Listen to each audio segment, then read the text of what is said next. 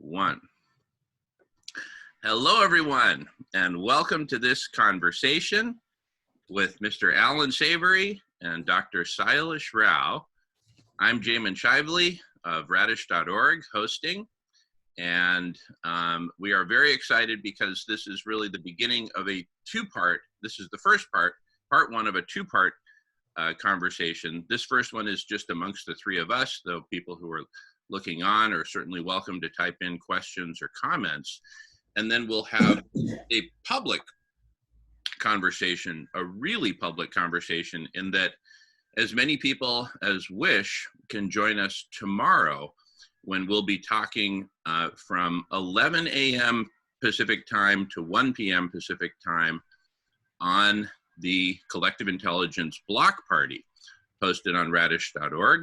We'll also be live streaming that. But what's unique about that second one tomorrow, Friday, February 14th, from 11 a.m. Pacific time to 1 p.m. Pacific time, all the links will be up on Radish, is that you can actually click on a link to join the video conference. And just like you see the three of us, you will be right here with us tomorrow, Friday, to continue this extremely important conversation. It's really part of a broader set of conversations. In fact, tomorrow, we're going to be kicking off with a 2-hour segment on solar radiation management, another very controversial topic as an extreme, arguably extreme measure to cool the planet in time. And the work of you gentlemen is really on the longer term holistic healing of the planet. And I really thank and commend you both for joining us. I'd like to ask each of you to kind of say a few words to introduce yourself and a little of your background, but the topic itself will encompass both veganism and holistic land management. We're going to address certainly some of the, the key differences and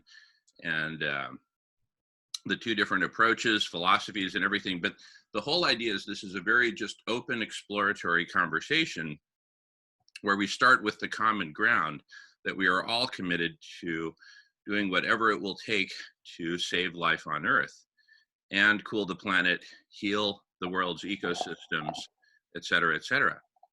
So with that as just some brief introductory words from me, and now I'd like to hand it over to start with you, Mr. Alan Savory. Give us a brief introduction to yourself and your life's work, and then followed by Sailesh. I started off being very concerned just with land and areas we were setting aside as future national parks in Africa when I was a young man.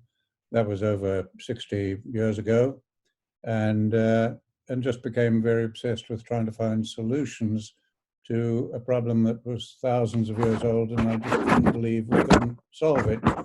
And then that led to many things, and I realized we never could have solved the problem of failing civilizations and what's facing the world now.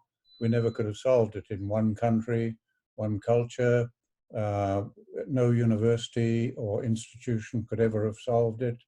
There were a whole lot of circumstances that had to fall into play. A lot of that's described in the textbook that's in its 3rd edition. But where we are today is that from roughly 1984 on, we've known what was causing almost all that ails us, and had a way that people could begin to solve these problems. So that's been my lifelong work. But I come at it from a very different angle. I'm an independent scientist, and then over the years of working on it, I worked on it as a researcher, a biologist, a government. Before I became independent, I realized I couldn't do what I called honest science in an institution. And so I became independent, supporting myself and my family in any way I could. And I fought in a long, bitter guerrilla war in the army for over 20 years as well, and became one of the leaders of at the end of the war, we had 4 political parties and 3 armies in the field. And I was serving in one army and leading one of those political parties in the war. That's what got me into exile. and back to the scientific work here. But although I was doing many, many things, I really was just changing caps every day, because poor land means poor people, social breakdown, upheaval, blaming of minorities. Eventually it leads to war and the collapse of civilizations. And now we're facing it globally. So it was always the same problem, but seen from many, many different angles as I worked on it. So that could only have come from a certain set of circumstances. And even getting forced into exile and bringing me over to the United States as it did, enabled further clues. And then it enabled me to work with about 2,000 scientists in the United States till we broke through with something that was working. Wow, wow, beautiful. And we'll delve into that which is working in a bit. Next, I'd like to invite Dr. Sailesh Rao to give us an introduction and background. Welcome, Sailesh. Thank you, Jamin, for this forum. I'm Sailesh Rao. I was born in India. I educated in India for my undergraduate, and then I came to the US to do my postgraduate studies. I am a systems specialist. I worked on, I got my degree in electrical engineering, and then I worked on the internet infrastructure for 20 years after my graduation. And during that time, I was responsible for converting the internet from a primarily analog communications backbone to a digital backbone. So that allowed it to run 10 times faster and be more robust at the same time. And then in 2006, I happened to see Al Gore's presentation on TV, and I was so shocked that I decided to quit my career and start working on the environment full time, because this is the biggest systems problem around. And I've been looking at it from a systems perspective. So I look at it from why are we in a situation where we are constantly looking for creating scarcity, because that's what is valued in the current system. And then how do you create a system, because we have currently a system of normalized violence, and how do we create a system of normalized nonviolence in which we can all thrive? Not just human beings, but also animals and biodiversity can thrive. And so I began to see the connections between what is happening to animals in animal agriculture, and what's happening to people through colonialism, and what's happening to people through racism and patriarchy, and how they're all interlinked, and how we need to address it from a systems perspective, and so that we can solve these problems all together. It's impossible to solve them one piece at a time. So that's been my focus. And so I started Climate Healers in 2007. And the goal of Climate Healers is to reverse climate change and to bring us to a sustainable world. And as part of that, I've been working on the Vegan World 2026 project, which is because we are literally, creating a system of normalized nonviolence, which is what vegans are all demanding, and it is one of the fastest growing social justice movements in the world today, and it's on track to reach there by 2026 anyway. So it's about making sure that there is a system in place to welcome the vegans as we become a majority.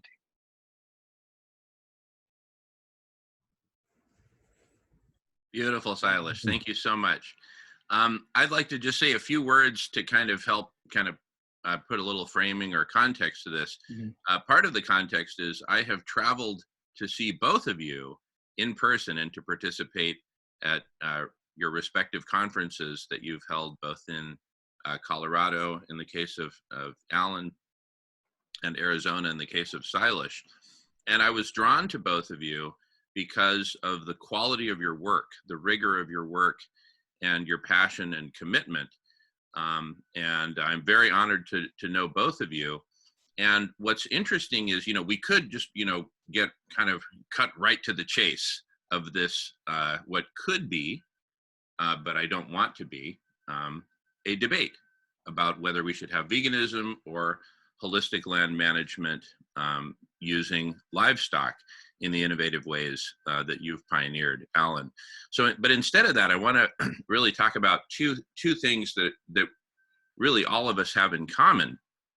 One is a passionate commitment to do whatever it takes to save life on Earth, including large transformational changes, transforming the livestock industry, transforming our diets. So we're all pulling fundamentally in the same direction. We want to save life on Earth, heal humanity, heal ecosystems, etc. So we have that in common. A second thing that we have in common is that if we look back in time at these vast ecosystems, the vast savannas of Africa, for example, those ecosystems were in balance before humans became this mega force. And we're now living in the Anthropocene, where everything is essentially characterized by humanity's failures and gigantic mistakes. But if we look back in time, these ecosystems lived and thrived in a dynamic balance that included grasses, bushes, trees, all kinds of vegetation, insects, pollinators, and yes, large mammals that would travel in bunches, performing vital ecosystem services, trampling the soil, eating the grass, et cetera, et cetera. And so if it's, and please correct me if I don't make a fair characterization of your respective viewpoints, Alan, your perspective and your pioneering work has been on essentially how do we get as close as possible to replicating that dynamic balance by reintroducing livestock. And please, you'll characterize it in your own words, and I'll let you speak next, Alan. Versus Sailesh, your approach has been, hey, let's all go vegan and simply return all this land to nature and let nature find its own balance absent humans. So I just wanted to comment that really we have a tremendous amount in common. And I really thank you both for just making this an open exploratory conversation. We have no time limits, at least as far as I'm concerned. And of course, we'll continue the conversation tomorrow. Alan, I know you have a lot to say, followed by Sailesh. So please, Alan, take it away. Well, let me start by, if I may, just correcting you. I've just been writing another thing for an internet site where a lot of critics and supporters have commented on something. And I said, all of you, critics and supporters, have got the bull by the udder. And you have the bull by the udder there. The history, the origin of what led to developing the holistic framework was studying what happened, why national parks are deteriorating. Why are national parks today some of the worst examples of global desertification and climate change, when they're the best of management the Western world, or the world knows how? So I was starting to study that literally way back in the 1950s. Now, because of that, and tying it to where national parks are deteriorating, etc., to the animals, the animal behavior, that's the history of it. And then the Savory Institute now concentrates on the grasslands, etc., because that's where, if we are ever going to get governments and institutions and United Nations to take climate change seriously, we will get the biggest returns in helping humanity from the savannas, grasslands, seasonal rainfall environments of the world. That's where we can make the maximum gain in trying to balance or stop the climate instability and deal with the desertification. But that's not where it ended.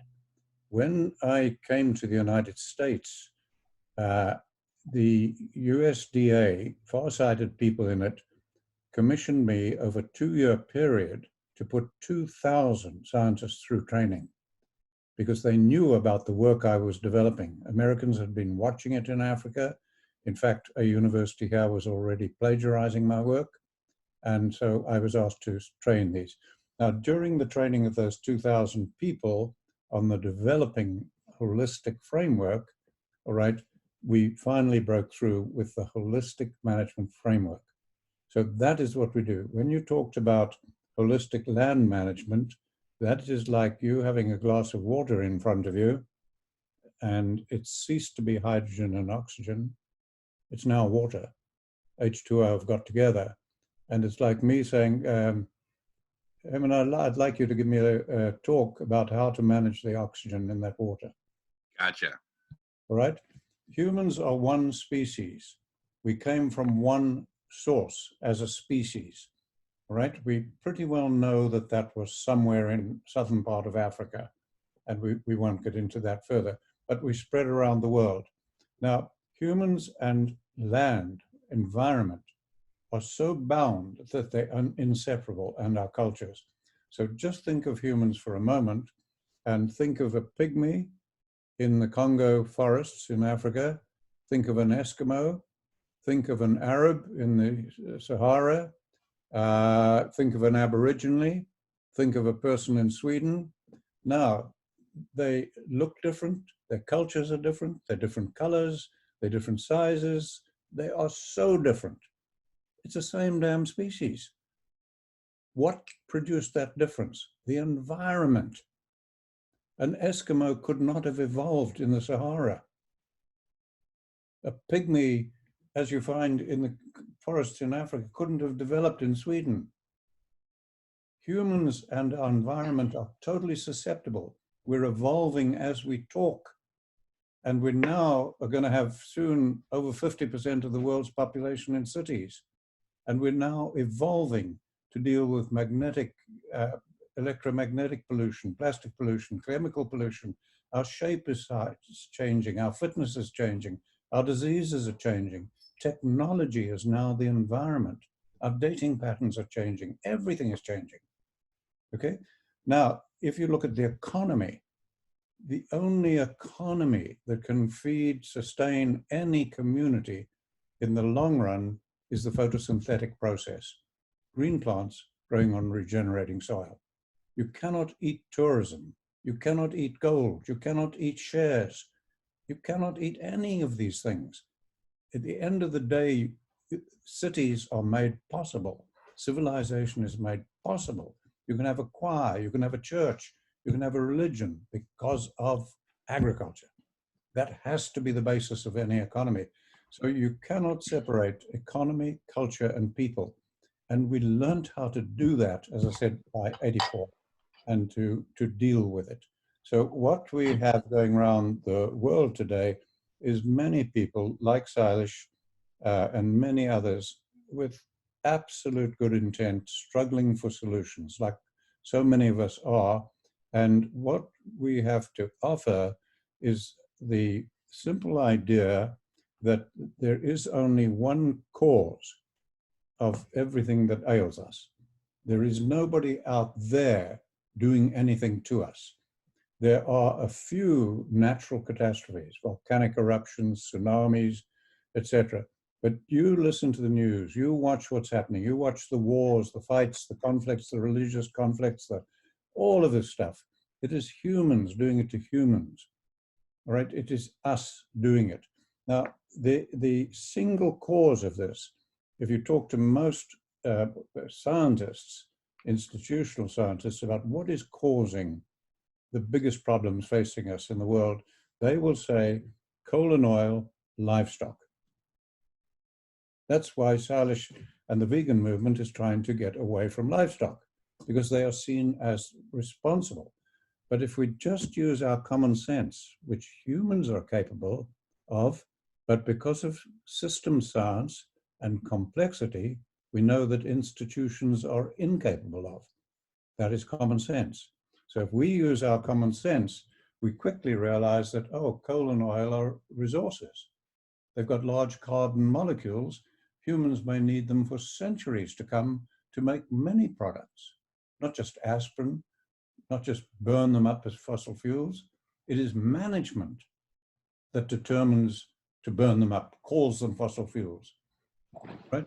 Now, when you look at livestock, humans have run livestock for centuries. And no matter what we did, nomadic pastoralists, deeply understanding their connection to nature and the land, and with tremendous knowledge, they created the great biblical deserts of antiquity. And then you look at 100 years of modern range science and rotational grazing and all the grazing systems, they accelerated desertification. You can't blame the animals. It was management that did that. So I believe it's 100% unarguable that the cause of almost everything ailing humans today is management. And what we discovered is that there are two ways of managing. People believe there are thousands of ways of managing. There are libraries full of management books, universities, everything. But if you peel the onion and keep peeling the onion in any management, in any culture, through any time in society, in history, keep peeling that onion to where people actually made the decision. Because at the end of the day, you have to make a decision. We find it's identical through all cultures, all religions, all ages, all peoples. And it's all tool using animals. So there's no difference in the basic genetic way that humans make decisions from how an ape makes decisions or a crow. It's genetically embedded. So even though I hardly know you, I can guarantee you that you made almost every decision in your life, all right, to meet a need, to meet a desire, or to address a problem. And so did every other human. And that is the cause of the problem. That's the cause right there. The world is complex, it's holistic. As I just said, humans are inseparable from the environment. We're managing complexity in human organizations, families, humans, each one of us, and our environment. And the human brain was not able to deal with that complexity. So when you read the work of Rebecca Costa, who wrote The Watchman's Rattle, she describes there from her research how early civilizations didn't fail just because of their agriculture, as we've long believed. She said they failed because their societies could not deal with the complexity of rising population and deteriorating environment. So they turned increasingly to their equivalent of religion, away from knowledge or science, towards sacrificing and so on, and shelved the problems for future generations. Well, the future generations couldn't handle it. And if you think about it, that's almost what we're doing globally today, certainly in America. People are turning against science into more and more faith-based stuff, and we're shelving the problems for future generations, in effect. So if we want to correct it, that's one point, is we have to work to a holistic context. Then we don't have conflict. So if we get people like me and Sailesh here, and we use the reductionist management that is universal, Sailesh and I, both sincere people, both having the same end of a better world, would in fact end in conflict. And it would not be his fault or my fault. It's the way human decision-making is done. In other words, we would take that web of complexity and reduce it to the problem, and one answer would be to get 100% vegans. And somebody else would suggest another answer, and I might suggest another, and then we're in conflict. So the way we make decisions actually is the cause of most conflict. Now, with holistic management, we never talk about any practice because we don't know if it's good or not. So we would never talk about veganism or livestock or anything like that without a context. It would be like me saying to you, Evan, that I think I'm going to light a fire. See, it's an action. And you have no idea if it's wise or it's stupid until you say, Ellen, why? What's the reason for the fire? And if I say, well, I'm going to light it in the fireplace because it's cold or I want to cook my food, it makes sense. If I'm writing it on the carpet yard, burn the house down. And we're doing that daily. We simplify, we reduce the web of complexity to a need, a desire, or a problem, and very little else, all right? And then we have experts give an opinion on that, and we end in conflict. And we haven't got a context. We've reduced the complexity. So that's why I sent you prior to this talk, the simple context that I use. It's just a generic one that most humans would agree to. And I wanted Sailesh to look at it and see if he agreed. And if he did, we'd say, okay, that's what we're trying to do. And that's what we completely agreed on. No compromise, no, because if people have to compromise, neither party is happy. Are we agreed that's the sort of world we want? And then we can say, now, what ideas do you have? And if somebody suggests an idea, like, let's take veganism, like, I think we should be vegan, then if I say bad idea, that person automatically, you've started conflict. I don't know if it's a bad idea until we look at it in the context of the complexity we're dealing with. When we look at it in the context, then that person and me or anyone else can see if it's a good idea or not. And if it's not, then we look for something else. But we can move now solving problems without getting into conflict. And that's essentially what we do with holistic management. So I've actually worked in one case in this country with a group of angry men swearing at me, telling me to F off back to Africa. I didn't know their community. It was impossible to have agreement. This was about the time of the Oklahoma bombings, when there was lots of anger. And with that group of men, I wanted to talk to them about love and caring, families, the context. I needed a context. And they would have just ridiculed me. So with them, I said, let's pack up the meeting. And they applauded.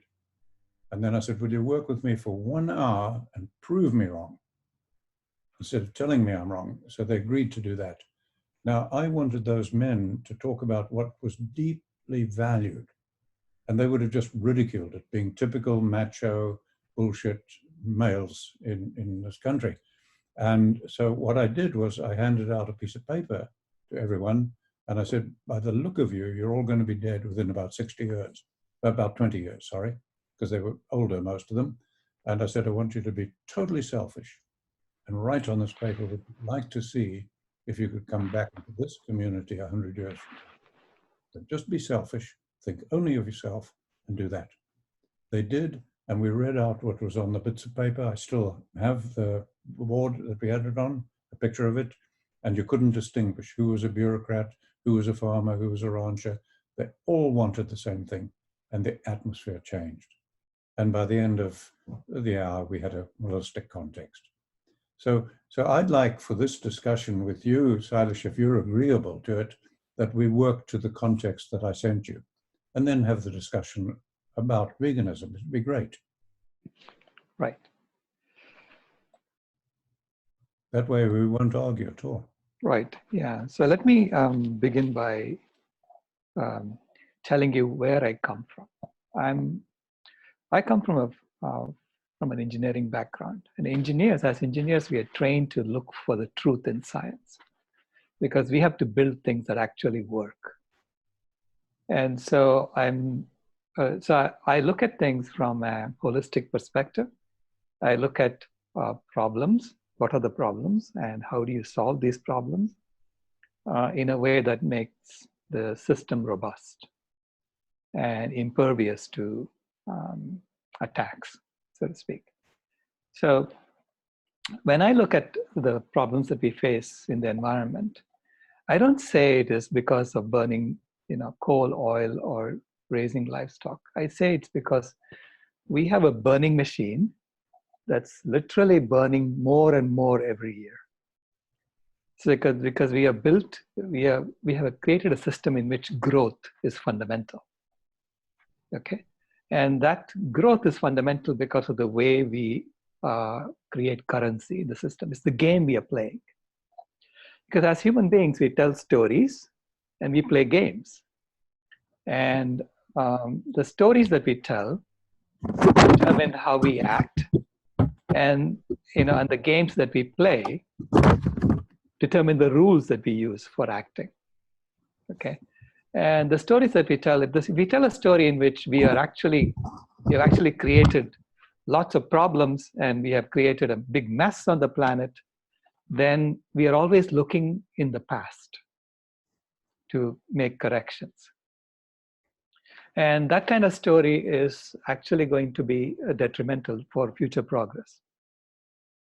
So we need to tell a story in which we do belong exactly as we are, and we have been doing something that is part of something much larger than us. So because we are in the context of a much larger ecosystem, which we think has no intelligence, and we are the only ones that have intelligence. And we also call ourselves Homo sapiens, and sapiens means wise. And I've never met someone who's wise who actually goes around saying is wise. Okay, so that itself begins with a very egocentric perspective of the planet, as if we are the only ones that have a monopoly on intelligence and wisdom, when actually the ecosystem is doing just fine. Thank you very much. Okay, so it created us as a species, and we spread from Southern Africa to all over the world. And in the current interglacial period, we started agriculture, and we kept the temperature constant for 10,000 years by deforestation and burning down forests. So we kept the temperature constant for 10,000 years. And then over the last 200 years, we've increased it by another 1 degree Celsius. And in the process, we have created all the tools and technologies we need to understand what we did, that we actually prevented another ice age from happening. And now we have the tools and technologies to become a climate regulator species for the planet. Whether we like it or not, the climate is in our hands. The health of the ecosystem is in our hands. We can continue doing what we are doing and destroy everything and destroy ourselves in the process, or we can transform ourselves to a caretaker species that no longer kills. Because currently we are a predator species. If you ask me what are the two major problems, I would say it is the burning machine, in which we are constantly burning and we want to burn more and more, and the killing machine, in which we are constantly killing and we want to kill more and more every year. Yeah, because that's the game we are playing. It's the game of money that has been monopolized by a few people who have appropriated for themselves the power to create more money. And they are literally colonizing the whole planet. Okay, that is what has happened now. And with that process, they have heated up the earth. We have heated up the earth, which was a good thing, which prevented the earth from going back to the ice age. Now we have to transform ourselves from this predator species to a caretaker species. And for that, we need to stop the killing machine and we need to stop the burning machine. Okay? And it is from a systems perspective, we know that we need to stop the killing machine first and then stop the burning machine. It's important to stop the killing machine because we have killed so much that we are on track to wipe out almost all of the megafauna on the planet within the next 6 to 7 years. That is the exponential rate of killing that's happening on the planet. Okay? So our population today, because of the growth mechanism that we have put into place in our economic system, our population today is 2.5 times the population or the weight of all the wild megafauna that lived 10,000 years ago. Just one species, we are so big that we have literally overwhelmed the biomass of every other wild animal. And on top of that, we are raising these farmed animals that have almost double our weight and who are eating 5 times as much food as we eat. Okay, so it's a completely unsustainable system. And so the only end result of that will be the destruction of all wildlife and the destruction of our species if we continue with the current course. But the vegan movement is also growing exponentially. And the vegan movement is saying it is not okay to kill animals unnecessarily for no reason whatsoever. Especially in an environment in which we have poured so much toxic chemicals that the animal foods we eat become the mechanism by which those toxic chemicals are returned back to us in the food we eat, and that make us sick. So it's, and of course it makes the pharmaceutical companies very happy because it makes us sick. But that's also part of this growth mechanism that we have put into place. So by transforming the game we play, by transforming the story we tell first, by first telling a story in which we do belong exactly as we are, and we did all this in order to take over the reins of the climate of the planet, that we can become the thermostat species that maintains the thermostat of the planet for the rest of creation, we now can start playing a different game, a game in which we no longer are colonized based on the color of our skin. We no longer have racism built in to the system. We no longer have, sexism built into the system, and in which we consider things like racism, colonialism, patriarchy, and speciesism as unacceptable, in which we do treat each other as we say we are supposed to treat each other.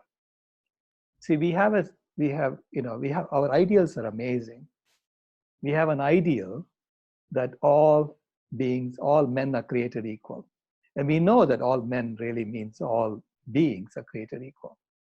Okay? So let's implement that ideal. So whenever specifications and implementation don't match, as an engineer, I know that we are not facing reality, that we have something in reality that we have misunderstood. And so we have a specification in our country that all men are created equal. And yet we have some of the most unequal society in human history. That means that we have not taken into account reality correctly. We say that we have the inalienable right to life. And yet we have the most lethal killing machine in human history. So that also is a specification and implementation that are not in alignment. So I say that this is why I promote the vegan movement. The vegan movement fundamentally begins with the assumption that even animals have a right to life, to the pursuit of happiness, and to liberty. That we don't have to imprison them. We don't have to turn their bodies into delivery mechanisms for toxins into our bodies. We don't have to exploit them, because when we exploit animals, we say it's okay to exploit people who don't look like us. Yeah, you're beginning to get mechanism. Into veganism, but we don't have a context to discuss it. The context is... We're engaging in reductionist management. No, it is. The context is this larger story, the transformation of our story to a story in which we belong exactly as we are, so that we can move forward to become a caretaker species, and the larger game, transforming our game so that we are no longer playing the colonial game. I think colonialism is over. We need to end it. Yeah. I think racism is over. We need to end it. I think speciesism is over. We need to end it. And sexism is over. We need to end it. So we can create a system in which equality is built in from the outset. And people feel, not only do they feel that they're being treated fairly, but they also know that they're being treated fairly. And we can create a game like that. As a system specialist, I know that we can do that. And we can then start playing that new game. And when we play that new game in parallel with the old game, we change the behavior of people in the old game as well. Just like veganism is changing the behavior of corporations today. They're literally creating, vegan food and making it available to us. Even though they're not promoting veganism, they don't want to promote veganism. They know it is contrary to the current system. Because veganism is saying that we cannot exploit even animals. But can we, I want to discuss that. Mm-hmm. And I'm aware of what vegans are promoting, and I'm terribly supportive of it in some respects. But if we just talk about it like this, we are ourselves indulging in reductionist management. What we need first is for humans to get together and determine what it is they want. Humans, everything you said was a result of management. Everything you said was the result of management. So I want to look at that management, because if we're going to, and I'm on your side, I want to heal those things, all right? And I've been at it a long time, trying to heal those things. So now what we learned was if we as humans first discuss what we want in a particular situation. Now we're discussing this so globally that I gave you a suggested one. May I read it out as a reminder? Mm-hmm. And tell me if you don't agree with us, because if you agree with us, then we have a basis to discuss veganism. As a good example, we could discuss anything else. So let me read it out. I believe this is true of most people, including you and me. We want stable families, living peaceful lives in prosperity and physical security, while free to pursue our own spiritual or religious beliefs. Adequate nutritious food and clean water, enjoying good education and health in balanced lives with the time for family, friends, and community, and leisure for cultural and other pursuits, all to be ensured for many generations to come on a foundation of regenerating soils, ethical and humane consideration for all life and biologically diverse communities on Earth's land and in her rivers, lakes, and oceans. Would you agree that most humans want that? Absolutely. Absolutely. Okay. Now, can we use that as the context? So we've got a problem, global climate change. We've got a problem. We have multiple problems. You see, this is not just climate change is the problem. There is biodiversity loss, there's ecosystems collapse, there is chemical pollution, there is lots of problems. So, let me continue. I said earlier, almost every problem facing humanity is due to management. Now I'm cutting it down to one problem which veganism is trying to solve. It addresses all of them. Well, it's trying to solve many, but one of them is climate change. All right, so now we've got a basis. If instead of reducing this complexity of humans, which you're so aware of, and you've spelt out as I did, instead of reducing it to the problems, be it colonialism or sexism or racism or climate change, instead of reducing it to the problem and saying veganism is the solution, let's look at veganism in the light of this context, that this is what humans want. Now, when we do, I think you were involved in the Cowspiracy movie. All right, so I looked at that as well. And now in that, there's the vegan movement is strongly promoted.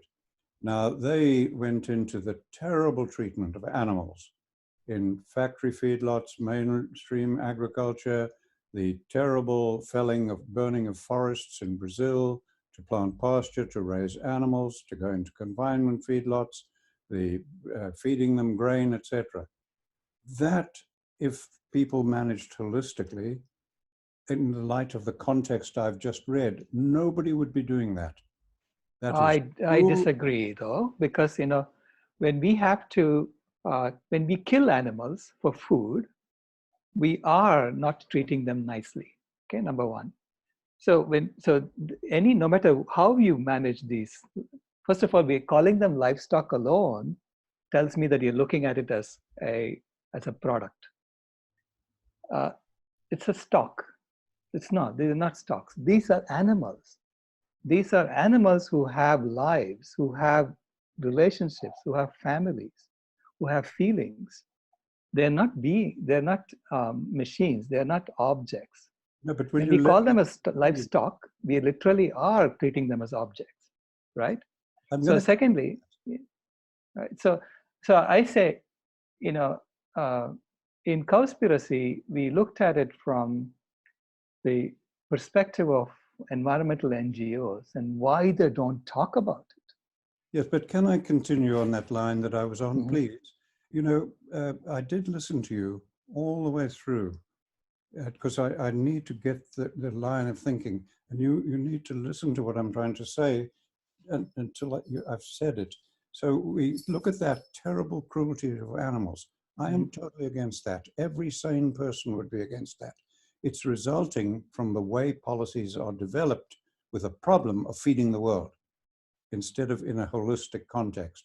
Now, you don't like them being called livestock. Call them animals, whatever you like. I had vegans talking to me a while back who objected terribly to the killing and actually said they objected to the raising of animals to be slaughtered. All right, now that's logical. It sounds terrible. And I said, do you actually mean the millions of people in cities raising cats and dogs to be taken to the vet to be slaughtered when they're old, when they're euthanized? They said, no, we don't mean euthanized. I said, well, you're killing them at the end. All animals die. All creatures die. We cannot stop it. And nature is cruel. If we do not humanely end our lives, me included, I hope somebody will humanely end my life if I can't do it. All right? Because nature's way is cruel. I have lived with that as a wildlife manager in Africa. I've had to watch 50,000 animals die of starvation because people who loved those animals didn't want any killed. Until finally I took one of my main critics out in the field and there were some impala staggering by, dying. I deliberately hadn't taken a rifle and I said to her, do you want to watch them die nature's way, or do you want to join me in putting them out, mercy killing? I only had a pick handle. She said, I'll join you. I killed them with a pick handle to put them mercifully to death because nature was so cruel. After that, she stopped criticizing me and started talking about maybe we need to look at humane deaths for animals. Almost when we look at livestock or animals, all right, if we go against them, well, let's look at veganism in the context I'm saying. If people want to be vegan for spiritual reasons, absolutely they're right. And if in this context I read out to you, it would be absolutely within that context, the freedom to pursue our own spiritual religious beliefs. Now, if they wanted to do it for dietary reasons, health reasons, it's absolutely their right. I personally wouldn't, because we've had billions of years of evolution and we are an omnivore. Okay, so I wouldn't do it myself, but I would reserve their right to it.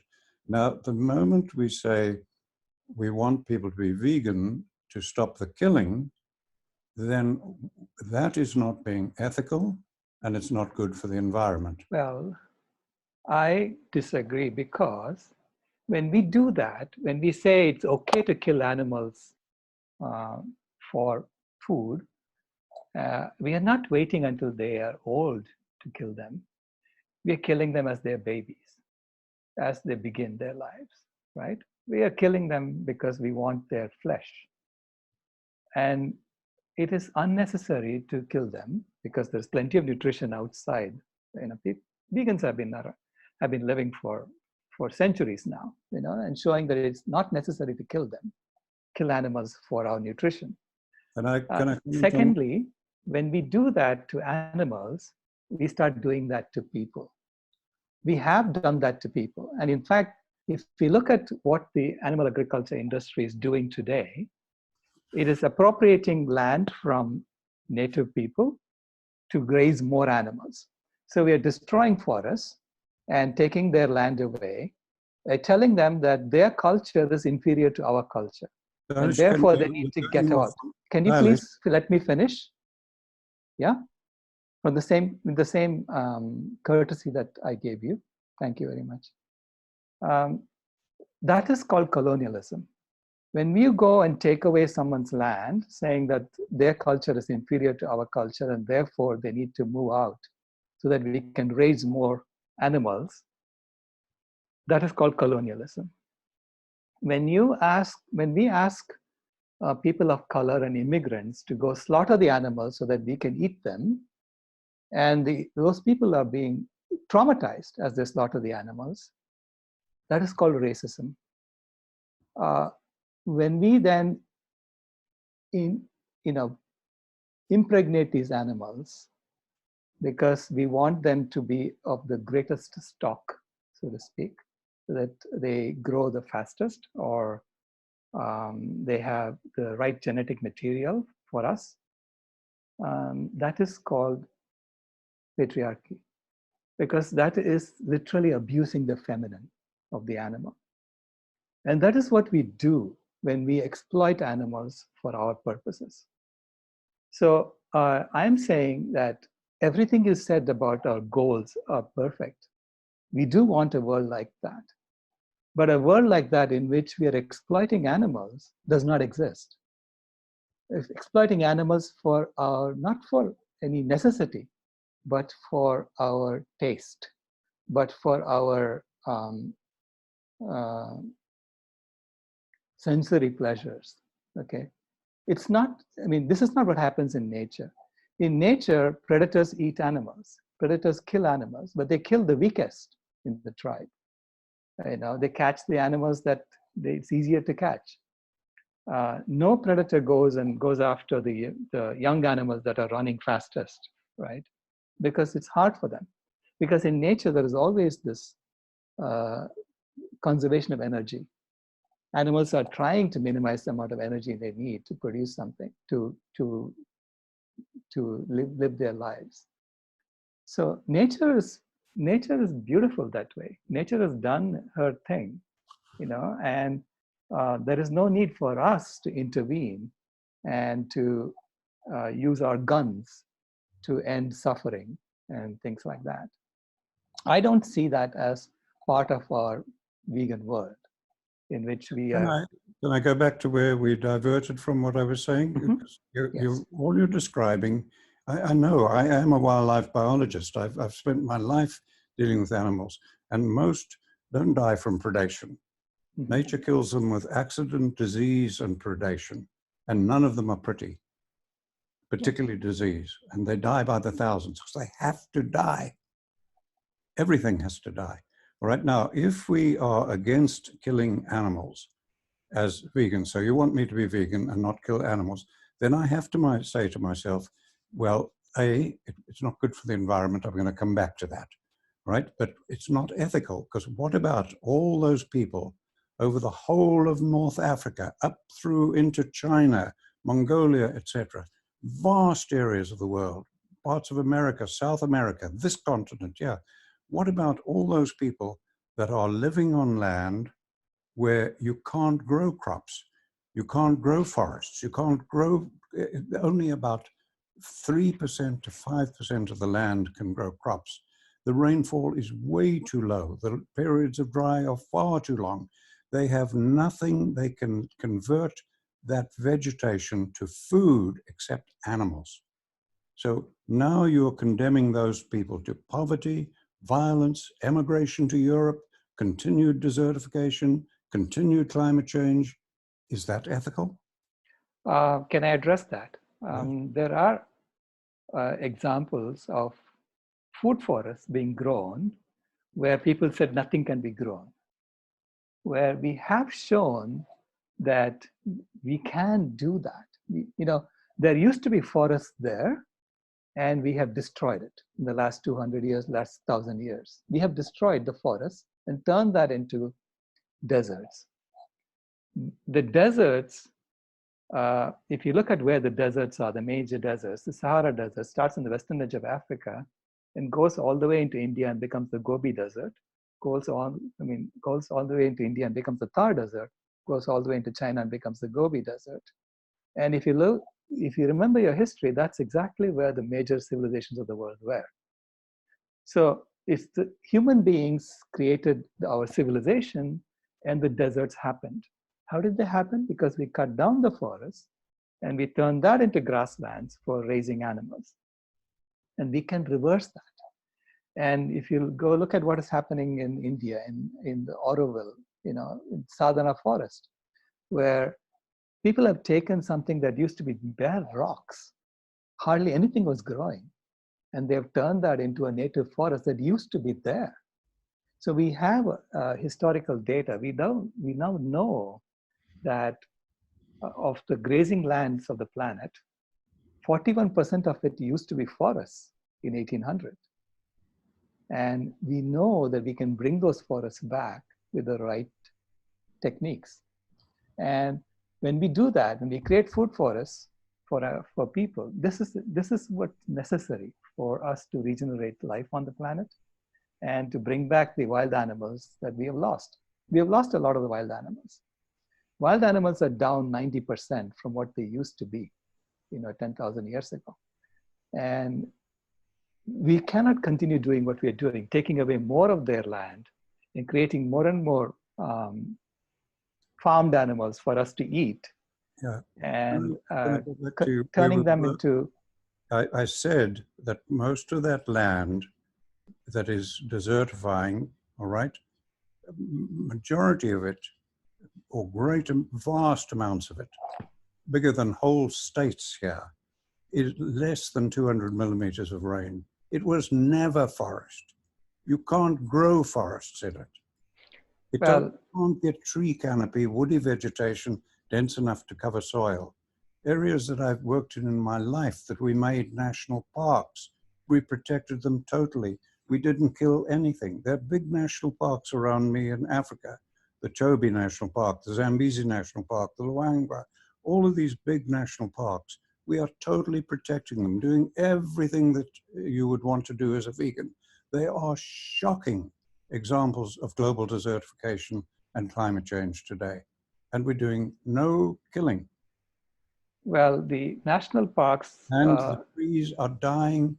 The trees are falling into the river, hundreds of years old trees, where there are wrong riparian areas.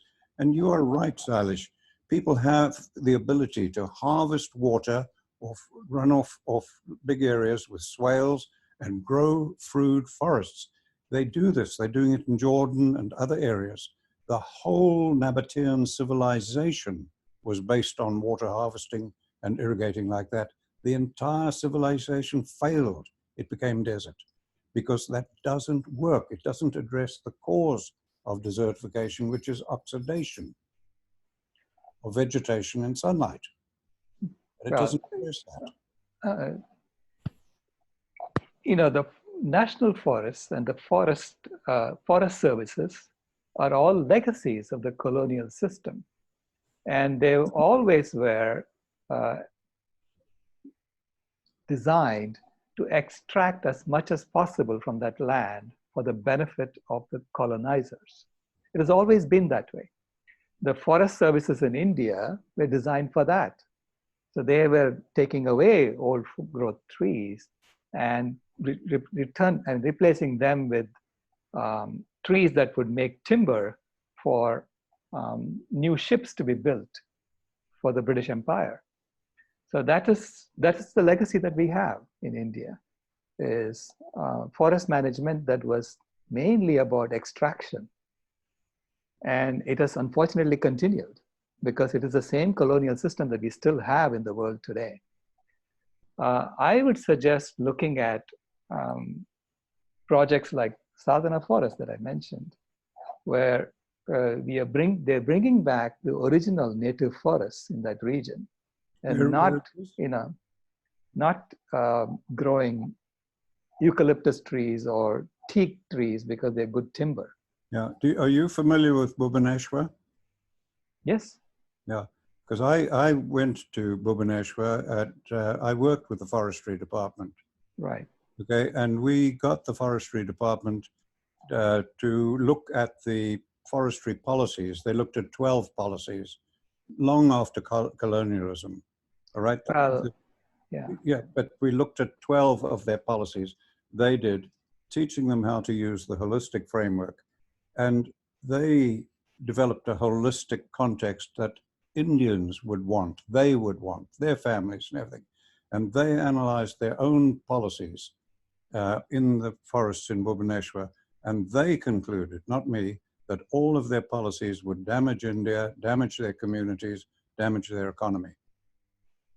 Yeah, see, I also don't buy into the story that colonialism ended in 1947 in India. We were made to pretend that colonialism ended. In fact, it continued because colonialism still continues through the currency system, through the currency game that we are playing. It is the Bretton Woods arrangement after World War II that said, let's pretend to give them independence and let's continue the colonialism by other means. And that is really what has happened. And so the forest departments in India are still in the business of managing resources for economic growth because they are stuck in the same system. They have to return loans that they have borrowed from the International Monetary Fund or the World Bank. And so they are extracting resources and selling in order to return the loans that they have borrowed for development purposes. This is why India's main export is beef. Even though India has supposedly a rich culture of cow protection, but India is selling beef. India is selling animals, meat.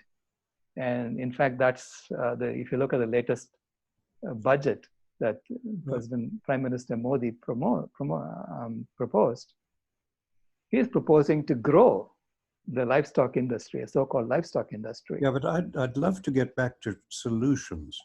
Right. You know, because if we talk about colonialism, you and I are talking English now. Where does that language come from? Right. The most colonized people in the history of the world, they don't even speak their own language. English is such a mix of languages, but now it's spread around the world. Colonialism is gone. And, you know, I grew up in the colonies and part of the empire and all of that, all right? But one of the most horrifying books I read was The Fatal Shore. That's just the British cruelty to their own people, far crueler to their own people than they were to any British colony. Oh, I agree. I think the British people are the most colonized people in the world. Yeah, we need to move beyond that to solutions. And that's what I think. I don't say, you know, if you frame it as colonialism is over, there are going to be a lot of people who are going to be very upset because it is not over. No, people are still colonized. What I'm saying is if we obsess ourselves with colonialism, we're running out of time. Young people like Greta Thunberg are appealing to world leaders to take action. Right. We're running out of time, and we don't have the time to deal with each problems like colonialism, this, that, and the other, and all these problems when they're coming from one source, management. No, the source is violence. See, the source is the violence. We come from a system of normalized violence. That is where the colonialism is coming from. That is where the killing of animals is coming from. That's where the slaughterhouses are coming from. That's where all of these things are coming from. And this is what Gandhi tried to solve.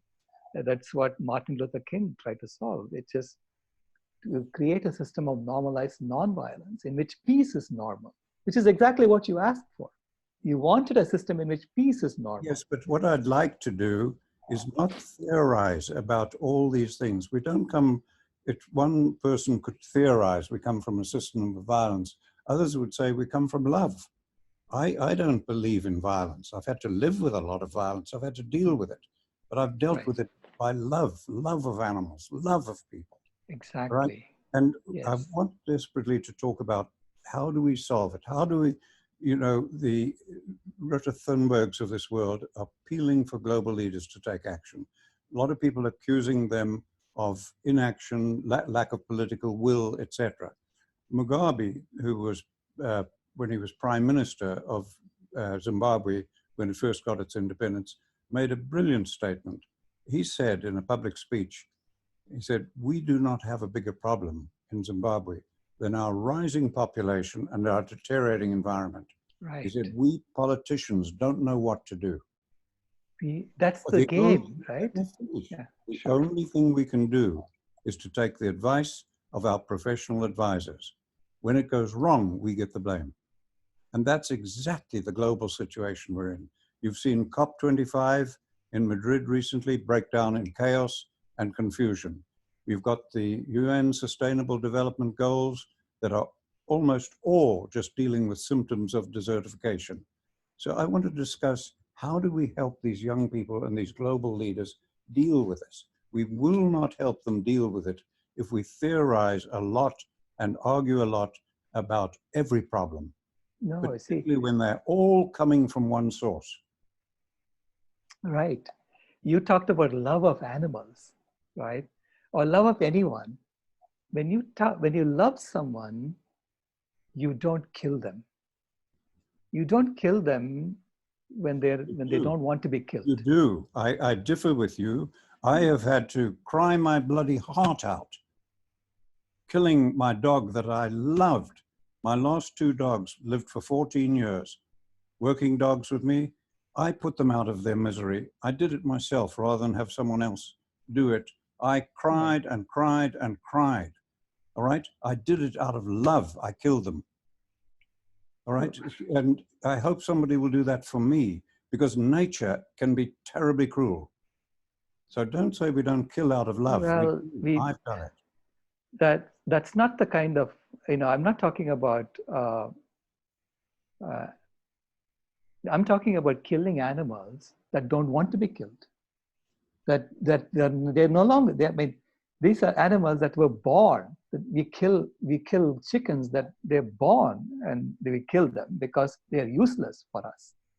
We kill animals before they reach their puberty, because that's when the meat is tender. This is the kind of killing I'm talking about. And I do agree with you that in the future, in a vegan world, we don't really need pets anymore, because we are going to be living in the wild with animals. I'm trying to tell you, I'm trying to get it over with you, that if it's a vegan world, it won't be. There won't be a vegan world. Why? Because I think your understanding of veganism may be. Let me explain why. Right. Because you will not be able to stop desertification. Period. I don't agree with you on that. I know you don't agree. That's right. Why. Would you let me explain it? I don't know if we are going to come to an agreement. If you can explain it to me. If people don't agree with me. Yeah. If I may interject just for a moment. First of all, this is a wonderful conversation, and I really want it to continue. And I really commend both of you for being open to points of view that are very different from your own. If we as a species are going to make it, I believe it will be because we agree to come together and listen to each other and work through it. We may not get through it in one conversation. We also have tomorrow. We'll have many other opportunities. But let's the three of us set an example for openness and exploration and co-creation. So you're both doing phenomenally well. I don't really want to talk. I just want to listen. So let's really create space for each other and know that this conversation does not have to end. Okay. Tell me why do you think that veganism cannot solve desertification? Well, because it is spreading the what I call the vilification of livestock movement, the killing of animals that cannot go on, etc. You know that.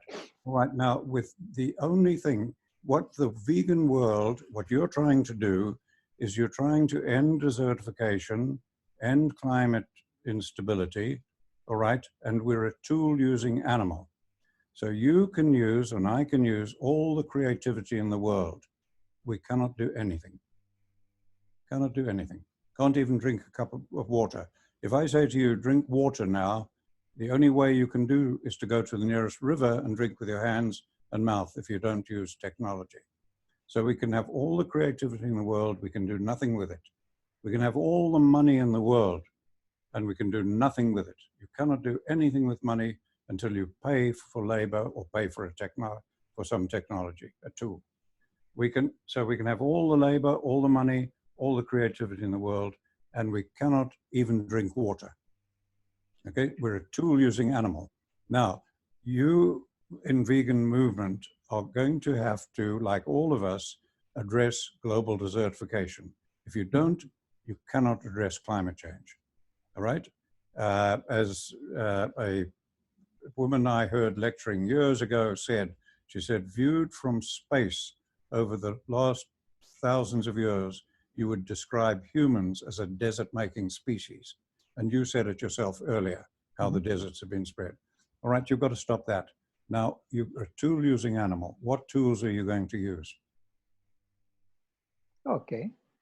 So have you gone to a place where people have converted deserts into forests and vegan community? Nobody has, just small areas in a big expanding desert. No desert being expanded, converted to a forest. So I suggest you go to places like Southern Forest and look at what they have done. Yeah, I've been to that. I've been to the forest in Israel, their big pride and joy, and it's not regenerating. But that is using technology. Right. I'm not suggesting we stop using technology. Okay, so I'm a technologist. name one tool. So, what other tool do you have? Well, they are using, earth-moving equipment to create holes, swales. Yeah. That's technology. Right. Yes. Name another tool. Why do you want me to name tools? Because you've got to solve desertification problem as vegans. Right. And you've got to use a tool. So you've got one tool, technology, you've named. Name your next tool. What's the next tool? Planting trees. That's technology. Right. What other tools do you need? Well, you do. You're a tool-using animal. It's a biological problem, and it's got to be solved with a tool. And for 99.9% of human existence, we only had technology and fire. Our first technology, like all tool-using animals, was sticks and stones. We could chip the stones, we could sharpen the sticks, and we could not affect our environment. Mm-hmm. Then we got a second tool about 1 million years ago, fire. Then we could go into the copper, the bronze, the Iron Age, and our tools could expand to where we could put a man on the moon. We can use this computer to talk to each other now, all made possible by fire. Everything in the room around me, everything, including my clothes, made possible by fire. So for 99.9% of human existence, 2 tools. And there's no tool there that can stop desertification. Now what are you going to do? Well, that you made a categorical statement that there is no tool that can stop desertification. No tool there. No tool. I've shown you examples of tools being used. You haven't shown me examples. You've talked about people planting trees. It's no good planting trees where the rainfall is 100 millimeters a year. They are planting trees in situations like that and bringing back trees are. Let me explain. Do you understand the $30 billion? I looked at $30 billion worth of desalinating water, irrigating, and planting trees recently in the United Arab Emirates, and the desert sand is just blowing through. The Chinese have planted billions of trees, and now up to 250,000 tons of sand is dumped on Beijing some days. It's not working. Planting trees cannot possibly solve desertification problem. It is not working in the system that we are in. The current system that we are in is about extracting from nature to make more money for a few people. Yes, and that's not going to work in that system. No, so can I keep on, forget extracting. We're not trying to extract. You've got to stop desertification expanding, all right? We're a tool-using animal, and as vegans, you've got technology to plant grasses, shrubs, or trees, develop swales.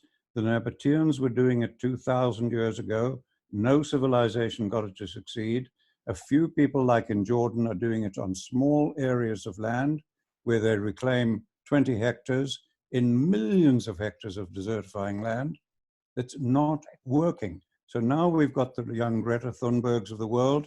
What are you vegans going to do? You've got those 2 tools, and the only other, I'll give you one more, the only other idea of a tool that humans have thought of was about 10,000 years ago, they thought of the idea of resting the environment to let it recover. That probably began with crop farmers rotating their crops, or it began with pastoralists trying to rest the grasses to let them recover. But the idea developed, and it's embodied today in the conservation movement. That's what we're doing in our national parks that are now turning to desert. Because conservation works wonderfully over most of India. It works wonderfully on the east and west coasts of America, in France and England, anywhere where the humidity is fairly even throughout the year. Right. If you look at the rainfall of London, the rainfall of Johannesburg, they're about the same, but they're very different climates, all right? So when we look at most of the world, where you can get 3-4 months of rain, doesn't matter how much or how little, and then you get 8, 9, 10 months of dry season, all right? That is where it is desertifying. And resting the land to let it recover, it doesn't. We find the ruined civilizations that we abandoned thousands of years ago under desert sand. If we look in Yucatan or Mexico, whatever, we find the ruined civilizations that were abandoned under recovered jungle. So resting the land, our third tool, is the most powerful tool we have and that vegans have to restore biodiversity and full functioning of our environment in the humid environments of the world. Over the bulk of the world, about 2/3 of the world, it is one of the most destructive tools we have. So now we've technology that cannot solve the problem, fire that is causing the problem, burning, and we've got conservation that is causing and leading to the problem. So again, my question now is, if we're going to solve this, if we're going to give guidance to global leaders, what tool do vegans propose to use to address climate change? Okay. When we cut down forests, do we not change the climate? Of course you do. Yes. Because forests create their own rain. Yes. So they basically are recirculating machines, water recirculating machines. Yes. And the more you cut down the forest, the more you desertify land, because you're going to turn that recirculating machine around. No, not right? necessarily. Not necessarily. Because this is exactly what's happening in the Amazon. No. The Amazon now has fires. It used to be a rainforest. Correct. And if you rest it, it'll go back to forest. You rest it, it'll go back to forest. But instead, we are pouring GMO. You're creating, pastures, and then we are pouring Roundup and creating GMO soy to feed. That's all wrong. Cattle. That's all management that is causing climate change. Exactly. So now, can we not do the opposite? As we grow more trees, as we grow more forests, it will bring back the cycle so that the climate changes and you'll get more rainfall. So this is the reversing of the process of desertification. And it has to be done in scale. You cannot just do 20 hectares and say, oh, see, it didn't work. You have to do it in scale. Greta Thunberg asking the leaders of the world to solve the problem is not going to do it, because the leaders of the world are stuck in the same old system of normalized violence. Yes, they are part of the same system of normalized violence. Yep. It has to be a grassroots movement that changes things from below. Sailesh, I'm agreeing with you. Can you answer a question?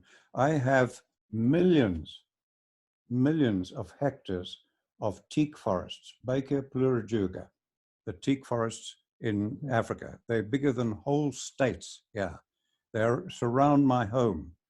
All right, they are turning to desert. There are millions of trees. What would you suggest I do? Should I plant more trees? There are millions of trees, and it's turning to desert. I've seen teak forests in India.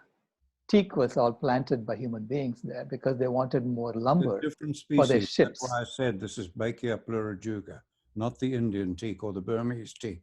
This is the Rhodesian teak. Yeah, and it was built to. It was planted to build more ships to fight the French or whatever, right? And so it is not the original native forest in that region.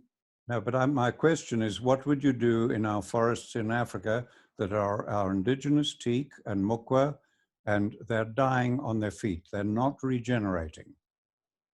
We have to look at the whole ecosystem, We including are which looking animals at it, and are we've got there, to use a tool. which animals are there, which animals used to be there, and why are they not there anymore. Well, the So animals this is a are still system. I can tell you what animals are there. There are buffalo, there are elephants, there are some giraffe in the fringes, there are kudu, zebra, impala, reetbuck, duiker, stembok, grijsbok, baboons, hyenas, leopards, lions, jackals. We have them all, but it's turning to desert. I do not know. I have to look at that condition, and I'm not an ecologist. I'm not telling you that I have the solution to all the problems, but I'm saying that the solution is not to turn them into grasslands and raise cows on them. That is not the solution, Well, just so that we can eat them. I'm asking you. Yeah. But that's what I'm I asking. do not know the exact conditions of what your situation Well, is. let me give you another example. Let me give you another example. I lived for many years in Albuquerque, and the Rio Grande River flowed past just not a mile from my home.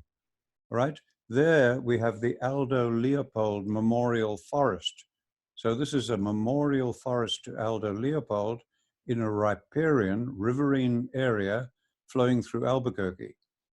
And they're having to plant cottonwood trees, and it's turning, the land is bare, the bulk of the soil, eroding, devoid of life. Now, what are you going to do in the Aldo Leopold forest in United States? What are you going to do? That's what I'm trying to get you to answer. Vegans have to have an answer to that if they're going to condemn animals. Well, I'm not saying that I have the answer to Aldo Leopold's forest or the Yellowstone forest or whatever by just talking to you right now. I'm not going to come up with an answer right away. It has to be something that we have to look at systemically. But the answer is not going to be to introduce more invasive species that we can eat and that we can take the biomass out of the forest and poop it into our sewer system. That does not solve the problem, right? That is just taking more and more nutrients from the soil and put it into the bottom of the ocean. That's what we are doing today. Half of the US is being used to just raise animals for food. No, it's being used to grow food, to raise animals that shouldn't be in factory feedlots, shouldn't be cruelly. They are in factory feedlots. Shouldn't be going to the slaughterhouses. They are. I'm in agreement with all that. But they're being grazed right now. And then what you need to be doing is not vilifying the animal. It is the management. Right. I'm not vilifying that. It's not the animal's fault at all. We cannot get vegans to criticize the management. Well, I mean, I do agree with you that it's the management that's the problem. The management is for the benefit of a few people. That's what is happening right now. It's about extracting resources from land in order to funnel wealth to a few people. Well, that is colonialism. You say the management is for extractive purposes, etc. That's why I used the example of national parks. If we pick national parks as an example of the management I'm talking about, all right, you cannot blame greed. You cannot blame corporate greed. You cannot blame agriculture. You cannot blame the economy. You cannot. What can you blame when national parks are contributing to climate change? Well, the national parks are devoid of animals. That is the management. The animals that used to be there, they're devoid of these animals because as soon as the animals come out of the park and eat some food that belongs to humans, we kill them. We have an entire bureau that's running around with helicopters shooting animals and killing them. Okay, they're killing wild horses, they're killing predators. We showed all that in Cowspiracy. So we are managing. Yes, but in Cowspiracy, you showed that, and I said it's very good. What you exposed about mainstream institutional stupidity, cruel, inhumane treatment of animals is good. But in Cowspiracy, I went to they showed a pre-filming of it in Albuquerque before it was released. I was in the audience. And so I watched Cowspiracy and the statement about Alan Savory and how you couldn't possibly believe somebody who was responsible for killing 40,000 elephants. And I was just brushed off, all right? Now, when the film was over, the two guys that produced the film came out on the platform and spoke to the crowd, etc. And they talked about how they had interviewed me and so on and so forth. And so I actually stood up in the audience and said, well, by the way, here I am. I'm here. And I publicly invite you now to come and interview me, because they never had. And the next day they came to my home, and some of the other people from the town came to my home. We had a very constructive meeting, and they agreed they had never interviewed me. They just completely condemned any hope of solving climate change or anything else in holistic management, wrote it off on that one thing, and which is vilifying animals. And the point I'm trying to get to you is, if vegans will look at the management, which is the problem, you will stop vilifying animals and being unethical to all the people in the world who have no way of surviving except through animals. It'll be stop being unethical to animals, which all have to die, and nature's death can be terribly. You haven't had to, like me, watch 50,000 animals die of starvation and disease. I've had to do that. I've had to watch a lot and I'm of trying to people prevent it happening. And that happened because of kind, good people that called me a terrible person because I wanted to humanely kill. There is no way to humanely kill someone who does not want to die. Okay, so I've had to watch people in India die of starvation. Okay, I have seen that. I've seen people who are dying because they are raising animals on land in order to send food to rich people in cities so that they can get a little bit of money, so that they can buy some things. That's because that's the only thing the rich people want from them. So it's literally colonization of these lands by people who are not there. Okay, that's causing the animals, that's causing the land to become infertile. And so these people are dying of starvation. Sailesh, have you ever been with some Samburu or Maasai pastoralists and see how they know every animal, how their animals come up and nuzzle them, how they put ash and dust their animals and brush them every day and look after their animals, how they love their animals, and how when they do have to kill an animal, it's a humane ending to its life. And I've worked with thousands of ranchers and farmers and pastoralists. They love their animals. They raise them humanely. My daughter's just done that here with 2 steers. She raised them their lives. They had idyllic lives, and then they were humanely killed. Idyllic lives for, what, 15 months or 18 months, when they live for 25 years normally, and then we kill them. So it is not, we take away, we had done that to slaves too, right? We had told them, you have an ideal life. What are you going to say to mothers whose children are starving in Somalia or in these areas where you cannot grow crops? You cannot, the vegetation is such that it can only be converted to food through cattle, goats, sheep, wildlife, etc. What are you going to say? If you can grow food for cattle, they have to eat. This is exactly what Sadhana Forest wants to do. They have gone to Haiti. They were creating food forests in Haiti. They want to create food forests in Kenya. They want to create food forests in India.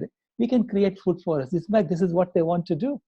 In places where can only be done where you've got 600 or more millimeters of rain. Have you ever been out in these dry areas of the world where there's 200 millimeters of rain? You can't do a food forest. You can create systems that bring back the rain. How? Ultimately, I was asking you this is exactly how this is the reverse of the process by which we took away the rain. We took away the rain that used to be there. Okay, this used to be a very green planet, and we took away the rain. How? By cutting down the forests. No, not by cutting down the forests. That was in some areas, and you can read about it in Herodotus, etc. But vast areas, like I've said to you, I live in them, teak forests that are millions of hectares. Nobody has cut down the forest. There are millions of trees, and it's turning to desert. So it's no good talking about growing food forests. You are saying that We those need forests used stop to the exist for political- millions of years or thousands of years? Hmm? They used to exist for thousands of years, right? Right. That's how the teak forests developed. They developed Well, on Kalahari sands. so if they existed for thousands of years, why are they turning to deserts now? Because we haven't got enough animals. Exactly. Not which animals? The Any native animal. animals of Any- that ecosystem, not some invasive species that you come and put in there. There's Okay. no invasive species on this planet yet. Species have been spreading around the world always, all right? There are no invasive species. That's a bureaucratic term, not a scientific term. If they set a date, if a plant or an insect arrived a week before, it got its green card. If it arrived a week later, it's invasive and it didn't get a green card. That's a bureaucratic term. That's not science. Science is that species are spreading always. We shouldn't encourage it. We're aware of the dangers with disease and everything. Right. But once a species arrive, because of complexity, nature adjusts and you have a new species in the community. And if it doesn't have suitable environment, it dies out. All right. Now, when you say bring back the species that were there, we can't do that. North America, there are about 11 large mammals today. Mhm. There used to be 40 more large mammals in North America. They became extinct when humans arrived with language, organizing capability that other primates didn't have, spear and fire, and they're gone, they're extinct. Now we've got to do it with whatever animals we have. So we are doing it, and we're doing it all over the world now.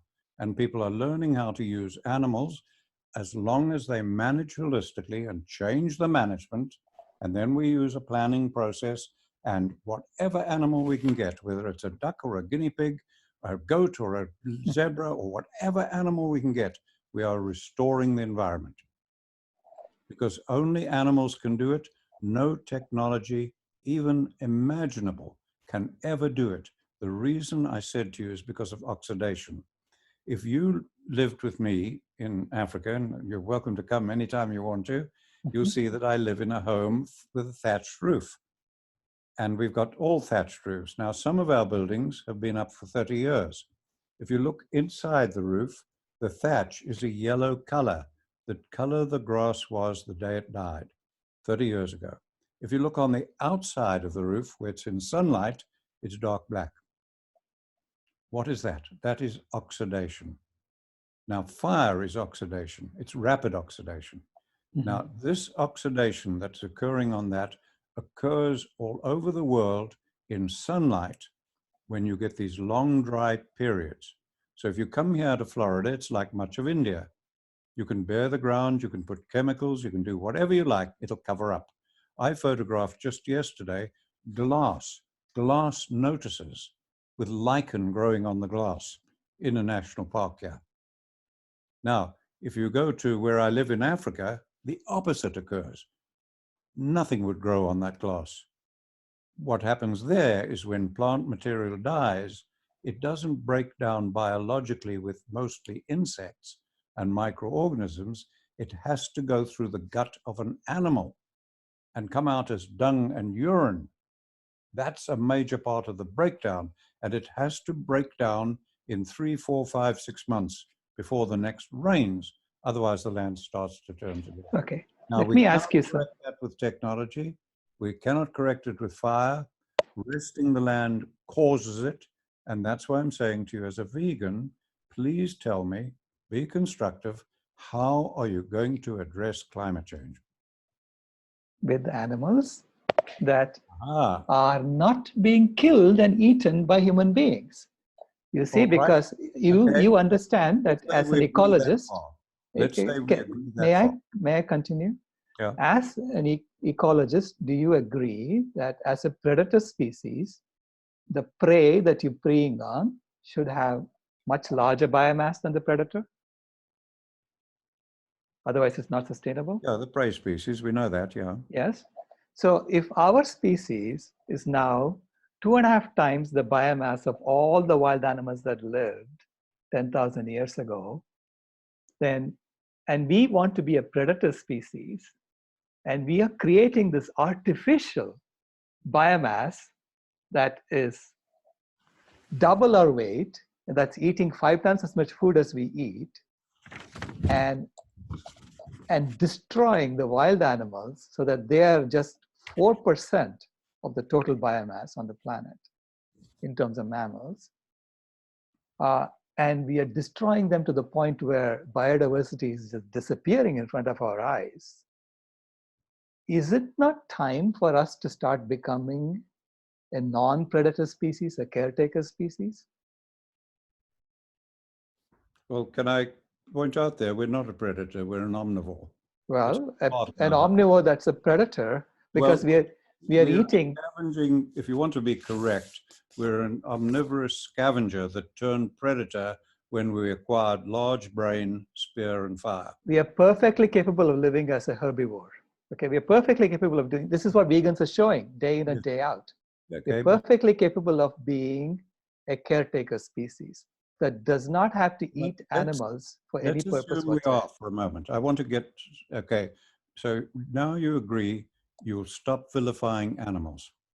Yes, I don't vilify animals at all. Right. I mean, I'm a vegan. I love animals. Correct, but you're leading a movement in the world that is vilifying animals and dooming humanity. I do not. Oh no, I think you have a misunderstanding of vegans completely. You misunderstand us. We are not vilifying animals. We are not dooming humanity. We are doing the opposite. We want to regenerate life. We want to celebrate every animal. We want to celebrate human beings. Now, cowspiracy turned people against animal production of any sort. Yes, production of animals, yes. Just like we are against production of human beings for a purpose, you know. All right, so you've said now you're against production of animals of any sort. So now, if we're going back to this context we said, and we want all people with stable families living peaceful lives in prosperity, adequate nutritious food and clean water, you said you agreed to that. Mm-hmm. That's what we're trying to achieve. All right, so now let's assume that we don't ever kill animals again. All right, now we use millions of cattle, sheep, goats, because other species have gone now, and we start reversing the desertification of the world, and it's going to take millions more animals to do it, and we do that, and we're reversing the desertification of the world. How, if we do that, and I'm seeing you agree with that, how are we going to feed these people all over the lowest rainfall, vast areas of the world? How are we going to feed those people? You start with the lowest rainfall, vast areas of the world where you are hypothesizing that nothing will grow. And I'm saying that's not true. No. Things can grow, right? No, don't misquote me. I'm not hypothesizing that nothing will grow. Grasses do grow, right down to 50 millimeters of rain. Shrubs and so on grow. I said trees, tap-rooted dicotyledonous trees. You cannot get a full canopy and soil cover under about 500 to 600 millimeters of rain. Vast areas of the world are under that. And lots can grow, but it's mainly grassland. And it dies if it doesn't have enough animals. So now we've agreed we're going to put lots of animals. It's going to take millions of animals to do it. We get them out of feedlots. We get them out on that land, and we start healing the land, as people are already doing in 50 hubs on 6 continents. They're beginning to do it. Now we do that. First of all, my question to you, for those people that want stable families living in peace, etc., they're going to fight. They're going to kill each other over food.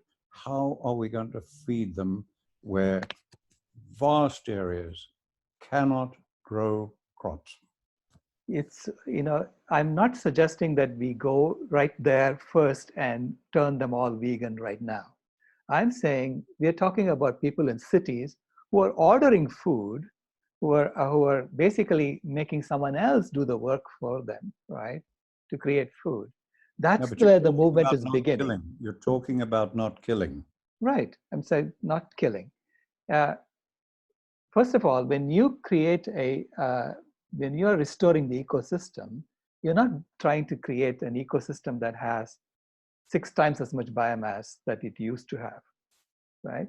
So you don't have to start with all these farmed animals, these domesticated animals that we have genetically modified for our own consumption purposes, not for any ecological purpose, just to consume. We have made them grow really, really fast. No, Yeah? just before And you so, go off on a tangent there, just trying to help the young Greta Thunbergs of this world. You've got right. whole countries, right across North Africa. I'm saying to you, you've agreed you're not going to vilify animals, so we can use animals. Not use them. We can Don't vilify them doesn't mean I use them. No, but you've agreed we can use animals because nothing else can save humanity now. Animals are part of any forest. Animals are part of any I'm talking ecosystem. about forests. I'm talking about grasslands. Grasslands have grazers. Correct, and they don't have grazers. They're dying. They're dying. What happened to them? Did we kill them and not replace them with our cows? Did we not do that? We've killed off most, as I said. There used to be 40. Stop the killing is my first stop. First thing is stop the killing. And like when we bring back the wolf in Yellowstone, you see how the wolf enhanced the Yellowstone National Forest? Yes, I predicted that. I spoke in Yellowstone before it happened, about 5 years or more before. Right. I was asked biologists by them there, what could we do about the dying willows on the rivers? I said, there's nothing you can do. It will continue. The only thing available to you is to reintroduce the wolf. 30 years later, I read about how this was the most exciting discovery in ecology. For decades, the wolves were back and it was beginning to recover. Right. I'm fully aware of that. Right. I've worked on that for so many years. Right. So it's exactly the same. I'm trying to say to you that if we're going to feed millions of people, heal the deserts, address climate change, have a peaceful world where people can follow what we agreed, we read here, that's what I'm trying to work to, not any side issue.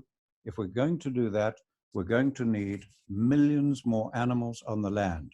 Not millions more. We already have plenty, right? Sorry? We have billions of animals that we are putting in feedlots right now, and we're killing them. We said that. We said we're going to have to get them out of feedlots. We're going to get them back on the land. We're going to need millions more, I'm saying, right? We're going to need all over Australia, North Africa, the Indian deserts, the Pakistan parts of the world. We're going to need millions more animals on the land to address climate change and feed people. So I'm just asking you, if we don't allow humane killing, how are you going to prevent war by starving people? Well, there is war now because of these animals. This is not the other way around. You're saying if unless we have millions more animals, we will have war. We already have war. We have plenty of it. No, I didn't say that. Please listen carefully. I didn't say we'd have war if we had millions more animals. I said we need millions more animals to address climate change and desertification. I don't agree with that. And I said, if you don't allow killing of animals to feed people, then you're going to have war. I'm not saying I don't allow killing of animals. If people in the Maasai are going to kill animals, this is not a problem for me right now. I'm not interested in changing them. I'm only interested in working with people who are trying to regenerate forests, where forests can be regenerated first. Where we currently are destroying those forests and raising animals. There are billions of animals already there, all over the place. I know, and I'm agreeing with you on that. They only go into feedlots after they're finished grazing. Correct. They're only going to feedlots for just 3 months before they're killed off. I know that, and that's why I'm fighting that harder than you are. There should not be these animals being... I'm fighting it at the root cause, which is management. Stupid reductionist management that goes into Brazil and believes that you can fell forests, burn tropical wet forests, put cattle in there to feed. It's stupid. I've said so. I'm fighting that. Right. Now, But you don't fight that by putting more animals on the land. You know, you don't fight we it by cannot do that. We cannot do that. fight it by putting more animals on that land. You fight it by putting more animals on the land outside of that, in Brazil and South America, which is desertifying because of a lack of animals. There is, you know, any place where there is no food for the animals to eat and you go put more animals there, you're not going to get them to regenerate land automatically. If that's your example, Well, then I'm sure that it's hang on, we did contrary to science at the moment. You know, it's contrary to the scientific results that people have published. So anyway, Jamin, you had something to say? Oh, yeah. You Well- said you can't put animals on the land where there's nothing. When I began, Sailesh, I had a big ranching company, Liebig's Brookbond, British-based company. They were at one time, I think, the biggest ranching company in the world, and they came to me for help because their ranch in Rhodesia was desertifying terribly. And I said to them, look, everybody in the world says I'm wrong. I cannot ask you to take risk. You've got 60,000 cows on this ranch and it's turning to desert. And they said, well, what do you want to do? I said, if you want my advice, you want me to work with you, I said, what I suggest is we take the worst land you can find. Give me some of that. Let me show you what we can do with animals. And if you like it, we continue. They selected 4,000 acres. It was the worst land we could find in the whole country. Thousands of animals had died of starvation. I offered Glyn Richards, the chairman of the Rhodesian cattle growers, I offered him a £5 note, that's about $10 at the time, if he could show me a single grass plant in a 100-mile drive. Okay, we had nothing but scattered trees in that savanna and bare ground. They gave me 4,000 acres. I said, right. I put in one water point and designed how we would plan the grazing, and I doubled the number of animals immediately on what they had previously been able to carry. I proved wrong, and we went to 3 times the number of animals. I hadn't got enough. Alan. We went to 3 times the number of animals. That ran for 8 years, and we just grew solid perennial grassland. And then the ranch went ahead on the rest of the ranch. So we've tested these things long ago. That's 50 years ago. Why are there all these scientific papers showing that doesn't compute? There are all these scientific papers showing that what you're saying cannot happen. It's not basically, you're saying that there was no food for the animals to eat, but you doubled the animals on that land and then food showed up. How is that possible? Let me explain it to you. It's possible if I had the room you're in, all right? And it had so little vegetation, a few weeds, a few leaves falling off trees, it may be 1,000 hectares, whatever it is, all right? And it could only support 2 goats. It had so little food on that land, but it's supporting 2 goats. Now, if I divide the room in half, it can support those 2 goats on half the room for 180 days. Now, if I divide the room into quarters, it can support those 2 goats on quarter of the room for 30 days. That's letting the remaining plants in the rest of that grow for 270 days. It's a time factor. So all I did was to divide the land up, treble the number of animals, and plan their movements and their hooves, the dung, the urine. Plants began to grow. That was done 50 years ago. And you said there are lots of papers proving me wrong. There isn't a single one. Well, there are so many, Alan. No, Basically, they have found that the animals do a really good job of distributing themselves and eating the food to get the same, more amount of vegetation. You know, the animals do a good job of it. You don't have to confine them and then move them around. That's what papers have. There are so many papers that are out there. I actually showed a few in my webinar. I can send you. Yes, you can send them, but it's wasting time because animals spread. Animals spread, we know that. And when they spread, they overgraze plants and they overrest the land. And that causes desertification. So yes, there are thousands of papers published by PhDs, thousands, and there's not a single one that even defines overgrazing. Why did they not define it? Because it was a belief in society, a belief thousands of years back, that animal numbers equals overgrazing. Too many animals means land degradation. That's how I made that terrible mistake with the elephants. I proved, because we scientists prove what we believe. We don't do the other way around and believe what we see what we believe.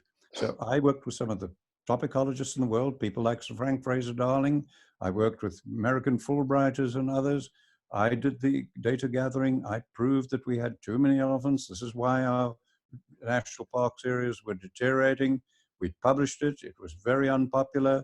We had other scientists inspect my work. We all agreed. They agreed with me. Now, our government went ahead and we shot 40,000, and it got worse. We were wrong. And I said that in the TED Talk. And all the scientists are wrong, and they're still wrong on it. And when we went back and looked at the good research, which was not in the range field, but in pasture in France and worked there, we found that the Frenchmen had broken through with that and realized that animals overgrazing plants does not equal too many animals. It means too long a period of exposure of the plant or re-exposure. So all we're doing now is applying the science. And when you say there are lots of papers criticizing it, it is holistic management, not holistic science. It is a framework for managing social, environmental, economic complexity to develop policies, do all these things. All right. Now, when we do that, when we did that and developed it, 2,000 scientists worked with me as I was developing that, courtesy of the USDA, all right, between 1980 and 1984, in that period. Now, with that, we were desperate to find the flaws, and they helped me find flaws in our logic and in the science. By the end of that training, when we'd got the holistic framework working, all right, we could no longer find any flaws in the logic or the science. I was even offering $1,000 if anybody during the week of training could find a flaw in the logic or the science. Now, people who were not in that training, academics and so on, managed to get all that training banned. And they've continued to publish these papers that have got no bearing at all on what I do. Well, I mean, the numbers don't compute, Alan. That's the problem I have with this, because right now our biomass is 2.5 times the biomass of all the wild animals that lived 10,000 years ago. And our animals that we raise for food are double our weight. And so, which means that you're looking at and they're eating 5 times as much food as we eat. So as far as the planet is concerned, they're 5 times our biomass. So which means, you have an equivalent biomass that's 12.5 times the biomass of all the wild animals that lived 10,000 years ago. And you're not suggesting that we need to double that, and that is, or triple that. And that's what's going to bring us out of climate change. And I just, as a scientist, as an engineer, I just don't see that happening. Anyway, Yeah. Jamin, I think I have to get going soon. Okay, it's 2 hours since we started. Sure. Yeah. Well, perhaps we'll continue even today, even if you need to go, and then tomorrow we can continue the conversation as the three of us with other folks. One thing I wanted to point out, a couple things as I've been listening, and this is a fascinating conversation. I'd like to just kind of sum up a couple of points that I see. So Alan is talking pretty much exclusively about the grasslands, right? No, I'm talking about all policies.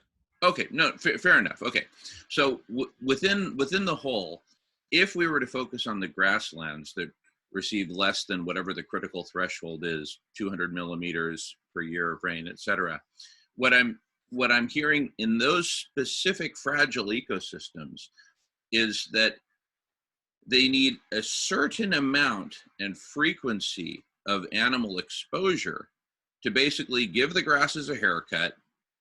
My hair is pretty long right now. Some people say it's too long. and then I need a haircut. Let's use me as a model. So I, like the grasses, need a haircut. If the grasses don't get a haircut, they oxidize, they overgrow, they oxidize, they shade, and they kill ecosystems like you showed in your TED Talk, Alan. And so the gist of what I'm hearing there is that there is an optimal frequency of exposure, probably an optimal density of animals during their grazing. And then after they've grazed, then those lands need some time for the grasses to grow again, absent animals, right? So we can have too much animal exposure and we can have too little, and somewhere in the middle, there's a sweet spot. And my understanding is that much of your work, Alan, is precisely to find that sweet spot. Is that fair? No. Okay, go ahead. Sorry. Yeah, please try to understand, if you do all that you're saying, you know, we're back focusing on the grasslands, then the Brazilian felling of forests and producing soybeans and cattle would continue. I'm talking about holistic management. How do you develop? Look, when America developed a drug policy, what happened? Drug use increased. We need holistic management to solve that. America's got a problem, a terrorist policy. They've reduced the whole complexity to the problem, and terrorism is increasing. America developed a soil conservation policy. What happened? Soil erosion increased. It doesn't matter what you look at. Every policy in the United States about managing natural resources is faulty. I'm talking about holistic management to address climate change and desertification and to produce this world with people. That's it. Okay, so help me out here, Alan. Take a given grassland that has less than 200 millimeters rainfall per year, right? Am I correct in understanding you that there is an optimal set of policies or an optimal set of rules or an optimal algorithm for the frequency with which animals should go out and eat the grasses and then retreat from that area to give it a chance to bounce back? Is there an optimal cycle to that, or is the optimal to just let the animals run free and do whatever they want? No, if you let them run, what I'm pointing out is that you cannot solve the problems with technology and rest and fire. All right, so we need animals. We need them all over the world to restore agricultural soils and get rid of chemicals and fertilizers and so on. We need them everywhere. Now, where the desertification is at its worst in the areas you're talking about, okay, we need animals and we need lots more of them and increasing numbers to stop that desertification. Now, we do that through a planning process. There is no sweet spot or anything. Every situation is different. The different cultures, different people, different livestock, different seasons, all of these things are different. So we have a very simple process that illiterate people literally learn to do in a couple of days.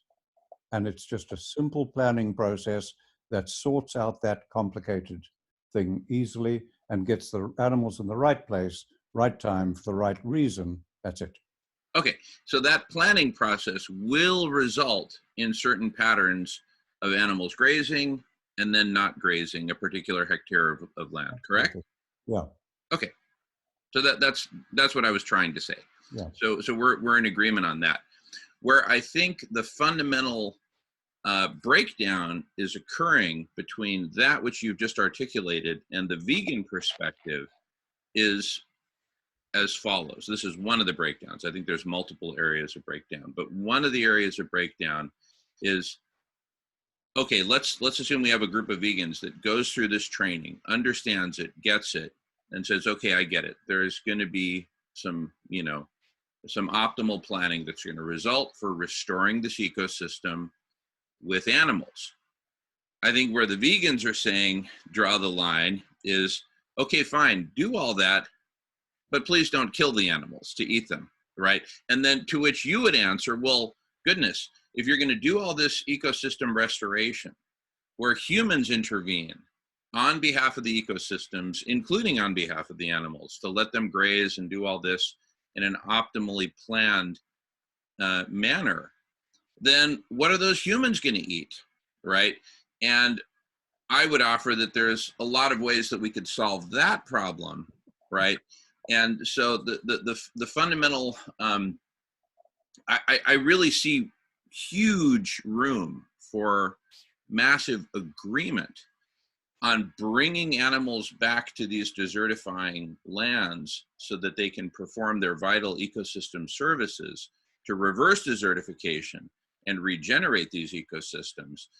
One fundamental point of disagreement is, what do humans do to those animals in addition to letting them do all that? Do we Yeah, come? Yeah, go ahead, Sailesh.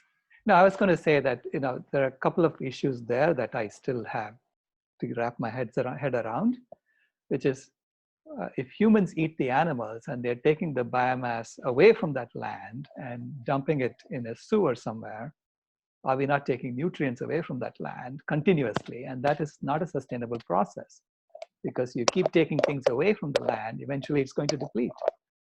Okay, so that's one condition. Second thing that I don't understand is with the current biomass already so skewed in favor of all these domesticated animals, I don't see how increasing that biomass is going to solve our problems, you know, globally. I just don't see that. It just doesn't compute. And the scientific papers are all showing that it doesn't compute. And on that note, I do have something else to do. It's been 2 hours. And I think we need to wrap this up today so that we can continue this tomorrow. It's not a problem.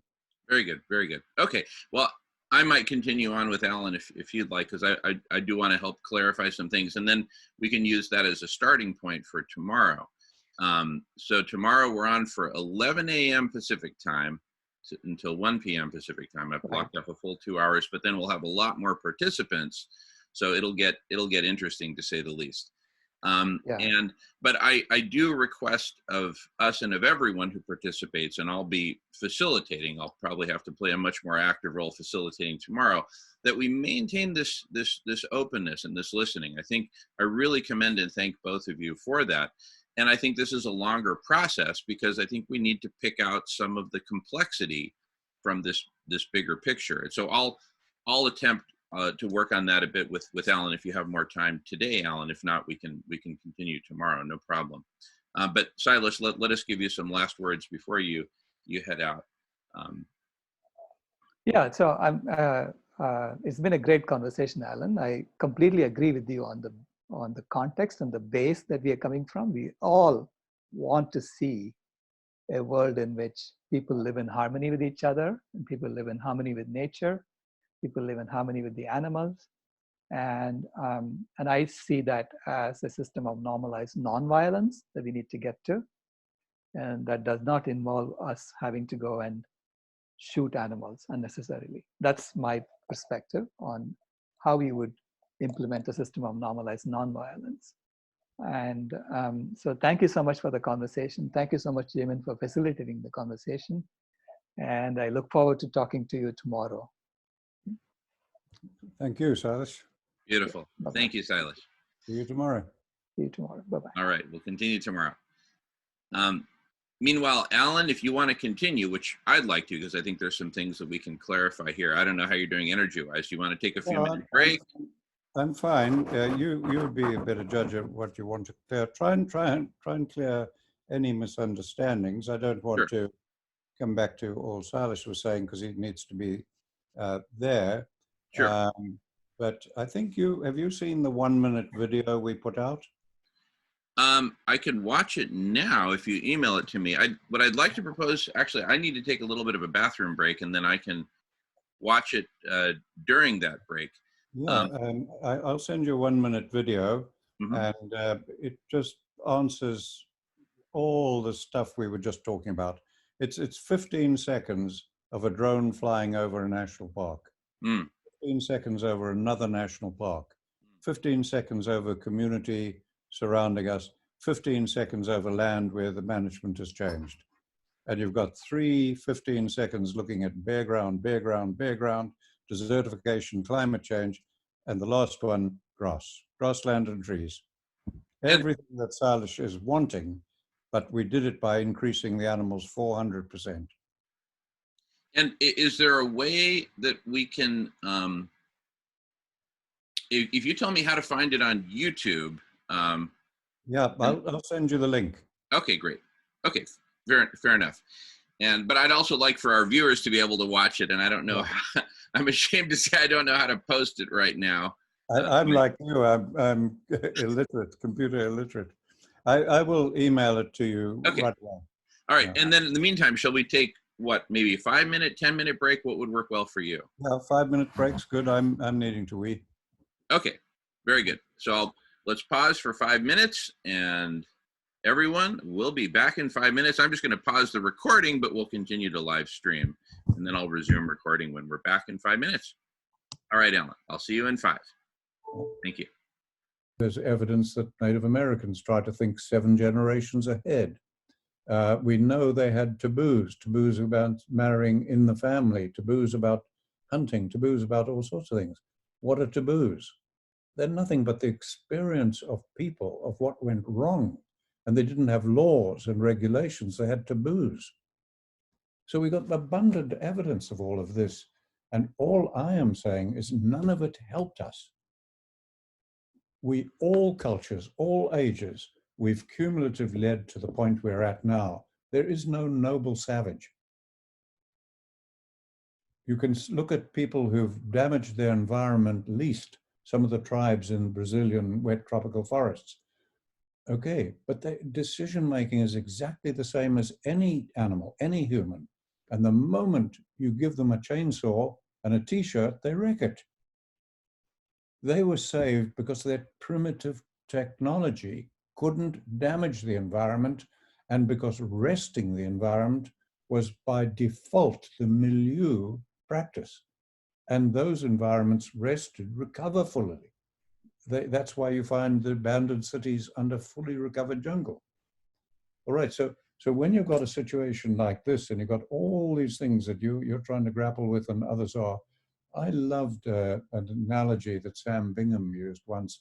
He was writing the first edition of our textbook with me, and Sam used this story of the puppets. And he said, you know, you look at a puppeteer and you think, how does this guy do it? He's moving all these strings, and this puppet's arms and legs move in rhythm, and you know, it looks so human-like, its movements. I mean, he must be incredibly clever. No, he isn't. He's got one string to the center of gravity. If he pulls that string, the arms and legs move automatically. And then he's only got to lift an arm or lift a leg, etc. That stuck with me. Okay?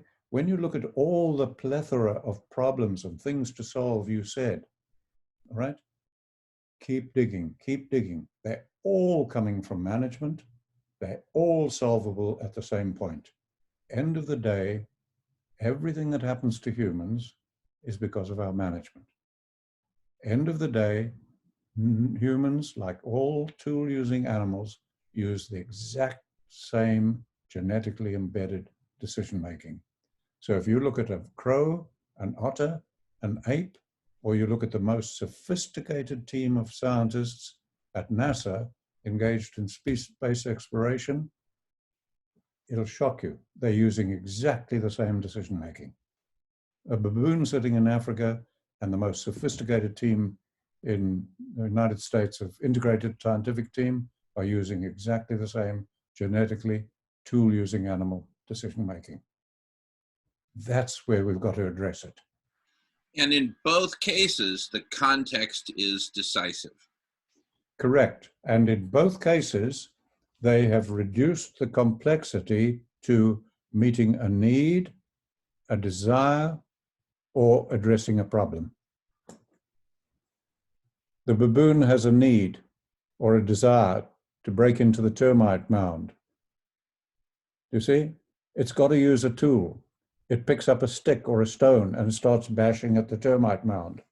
Or it uses a piece of grass as the tool and sticks it down the hole, and the termites grab it and it pulls them out and eats them. A scientific team engaged in space exploration they've got a problem exploring space. How do we get out there, etc.? Okay, they reduce this full web of complexity and everything to the problem. We're going to get into space, blah, blah, blah. They've got to use a tool. They use technology. How do they make the decision? They made it on expert opinion, past experience, research results, one or more of many factors. It's exactly the same. Every human's done that. And all we've realized now is, hang on, there's a problem with that. There are two glitches. First, you must not reduce it to a need, a desire, or a problem. You're going to have to deal with those, but you deal with them in this holistic context. You deal with them in this context that brings human needs, desires, everything connected to our life-supporting environment. Then we can solve them, right? That, and there's another flaw. When I was pushing Sailesh and saying, what are you going to do about desertification? It's got to be done with a tool. And, you know, humans have had technology since the first stone stick tools. Then we got our second tool, fire. And today, train in any university in the world, in any profession, and you'll be trained to use technology and fire. If you're in a conservation field or something, you may be trained to use resting the land, resting the environment, conservation. So now you've got three tools. Now with those three tools, you cannot stop the climate changing. You have to add animals as a tool, and the vegans are blocking it. Yeah, I get that. That's what drew me to you in the first place, and why I went out to see you in Colorado and really see firsthand. Remember, you took us on that field trip.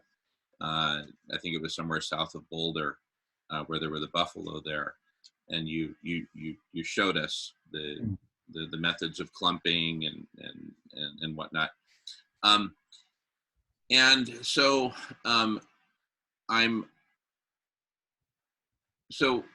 getting back to the reductionist problem that you were talking about. So reducing whatever is being managed to a need, a desire, a problem. Let's take the reductionist versus the holistic, right? And that's what really I think you and your organization have really mastered, is bringing this holistic to a particular region. And I think you've come up with something that really makes sense for that entire region with exactly the context, a holistic context, rather than an individual need, desire, or problem. And so where I'm going with it is, can we take this holistic framing and expand it from that region to the entire planet? Absolutely. You can expand it to anywhere, because think of it this way. The whole planet, every human being, every government agency, every environmental organization, everybody is using the same framework. Now, all you can do is just replace it with a holistic framework in every situation. It's universal. Yeah. Yeah. And you do not develop a holistic context for a region. I sometimes like to use the very simple example to get it to people that you could be managing holistically. You should be in your own life, all right? Because you're managing your life. You're complex. Families are complex. People are complex. Now, I got a lovely example of utter simplicity when Jodie and I, that's my wife, had a single woman staying with us for 6 months. She came from Africa and she had a son she was raising, and she was learning to be a trainer, training people back in Africa how to manage holistically. And she said to me one day, couldn't I do this myself? And I said, of course you can. And she said, will you help me? And I said, yeah. So we sat by the dining room table and I said, okay, what are you managing? Well, she's managing a life. She's employed. She's not managing land. So who's making your decisions? Well, she is. What about your son? Yeah, he and I together at times. Okay, let's sit with you and your son. Now, nobody has veto power over your decisions. It's just you. Yes. And I said, all right, how do you want your life to be? Spell it out. And we wrote down how she would want her life to be, raising her son and bringing him up, etc., as a single mother. And I said, okay, if you're going to do that, how are you going to have to behave for people around you to support you? You're going to have people that are dependent on you. You're going to have people you influence. You're part of a whole community, and you can't change them. What about you? The only thing you can change is yourself. So how are you going to have to be? I don't want to hear slogans and jargon and advertising and branding, because you're judged by your behavior. So she described how she would have to behave. All right. And then I said, now you're not managing land or the environment, but everything you eat and breathe and drink is coming from the environment. Everything you defecate and pass out and sell or throw out is going back to the environment. How would the environment around you, wherever you are, have to be 200 years from now for your great-great-grandchildren to live a life like that? And we just described that. I said, now you've got a holistic context for your life. Just start making your decisions in that context as you meet your needs, your desires, or solve problems, but do them in this context. And about a couple of weeks later, she came to me terribly excited. I said, damn it, this works. And I said, what happened? She said, well, I took my son, we went shopping. I had a shopping list and we'd got a trolley. We went around the supermarket, putting things in the trolley. I got to the checkout counter. There were 6 people ahead of me. I had to wait. And while I was waiting, I looked at my checklist and I looked at my son and I looked at the trolley and I thought of the context for my life. And she said, when I looked at my list, I saw desire, desire, desire, need, need. And she said, I sheepishly went back and put half of it back on the shelves. The education of my son, my life, was much more important than these things I was buying because I desired them. That is holistic management. Beautiful, Alan. Now, just imagine for a moment, and this is a really big, expansive imagining, that process that woman went through with her son. Imagine that all of humanity were to somehow simultaneously engage in creating a context for all of us and for the whole world, and that out of that context we could begin, and I think it would probably be an evolutionary process. I don't think it'd be like flipping a light switch, but we could begin to manage all of our lives and all of the resources that we impact, that we utilize, that we regenerate, that we destroy, that we impact in whatever ways, and that we create this holistic planetary context. And then within that context, whether it's governments, corporations, communities, neighborhoods, families, all the way down to individuals of whatever age, we all gradually live into a new modality where we're making decisions, management decisions, managing whether it's a family budget or our own backyard garden or whatever, but we're making these management decisions from this holistic context and in conversation with the rest of the world, which is my bread and butter, radical collective intelligence, creating essentially an environment, a culture, and a platform within which all of humanity can come and engage in, I call it one giant conversation, but what it really are millions of conversations in parallel, but which are interconnected with each other. If we could create a planetary context that the world could look at and say, well, that makes sense, right? Yeah, go ahead. Mm-hmm. I think you could. It might be a big jump. You know, I used to use the analogy with floods with people, and I'd say, you know, I've never seen a flood start as a flood. Never seen it. I've watched floods, and I've seen them as little drops of rain hitting dry earth and spattering dust, and then more drops of rain hitting damp earth, and then more drops of rain hitting wet earth, and then more drops of rain with the water beginning to trickle and trickle and trickle. And I've seen the trickles joining until you have a flood. And you cannot begin a flood as a flood. All right, so you're talking about a flood is needed. And I believe it has to start with people, just ordinary people and communities. It has to go beyond that quickly. And I think the way to do it, to achieve what you're wanting, team humanity, managing holistically, which is what we're going to have to do or we're going to become extinct. I think what we're going to have to do is to recognize that as individuals, we can choose to turn off the light bulbs, ride to work on a bicycle, etc. But when we operate at scale, we have to do it through organizations. It's the only way we can operate at scale. Now, the moment you do it in organizations, you have a difficulty because the problem we're facing is how do you manage complexity? Now, everything that is complex in the world is what we manage. That is humans, human families, human organizations, and nature. Everything outside those, if you think about it, the only one you can think of is economies.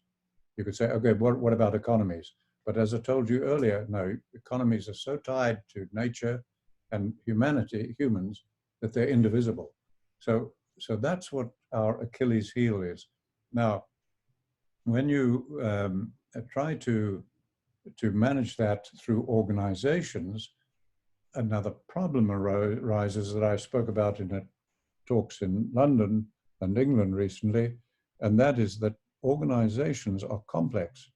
Now, that means that once you form an organization, it doesn't behave like a human. No organization behaves like a human. We don't treat them like a human, and when an organization kills 1 million people in India, nobody is hanged, nobody is held up for trial, nothing. If the most, a CEO might get a slap on the wrist and a fine. You'd never do that to a human being who killed 1 million people. So we have organizations that take on a life of their own. Now, when they do, there are 3 what they call wicked problems, just meaning they're very difficult to solve. Everything we make is not complex, and problems, when they occur, we can solve them given money and time.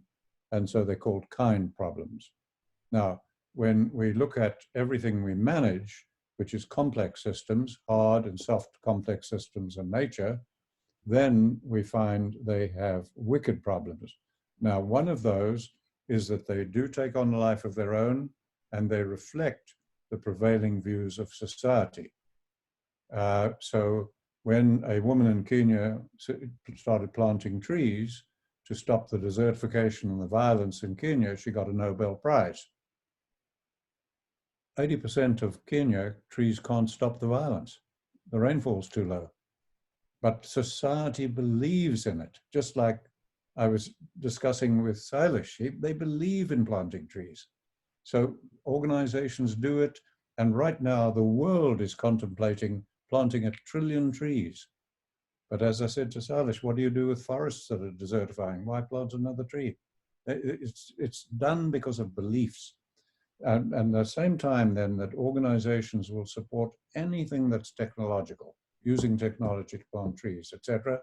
They lead the opposition and ridicule to anything that's counterintuitive new. That's why you have all these published papers ridiculing holistic management, etc., because it's clashing with everything that organizations believe. All right, so that's a wicked problem. But then there's another one we've got to deal with before we can get to that ideal world you and I would like to see, where everybody's managing holistically. And that is there are 2 more wicked problems with organizations.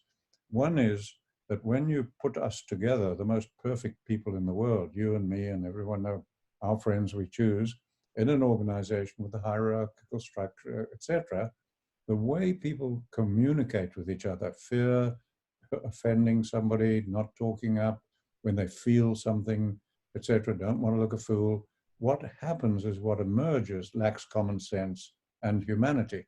So an example of that You could ask almost any normal person in America, does it make sense for American institutions to be producing oil, to grow corn, to produce fuel for vehicles? No, it's stupid. Thousands of highly intelligent scientists are doing it because they work for institutions. Now, there's another problem with institutions, apart from being incapable of common sense. They're not capable of common sense, ordinary people are. Now, the other final problem is if they feel criticized or are criticized, it is extremely rare for an institution to say, we screwed up, we made a mistake, we're wrong, sorry. Let's go back to square one, let's start again. It's extremely rare. You see how much I got criticized for even admitting a mistake with the elephants. The vegans are still hammering me since 2013. How can you believe this man who made that mistake and confessed to it in public? You see how I'm ridiculed by institutions, etc. So they don't do this. Institutions will go against their whole purpose to defend the organization. And the classic case of that is the Catholic Church. They've known for centuries about pedophile priests. The whole aim of the church is to protect the innocent, etc. No, they protected the church and the priests. And only now, when enough people in the public are getting to know about it, are they mildly reprimanding priests. So we've got these real problems. We're trying to address complexity, and we've got to get through our organizations at scale to the point where we are all managing complexity to manage this, these institutions and the environment. And I believe that we have no solution to the first wicked problem except getting enough of the public to understand that management needs to be holistic. Then it'll happen. That is beginning to happen. The branches of some organizations are beginning to change. We're almost there, not quite. And then the other two wicked problems, that they cannot be capable of common sense and that they circle the wagons and go against their very mission. I think that when the organizations themselves are managed holistically, they will solve that with the holistic framework. And we've got very good people working on that with us, trying to work out a new way of managing organizations holistically. But we're in our infancy on that one.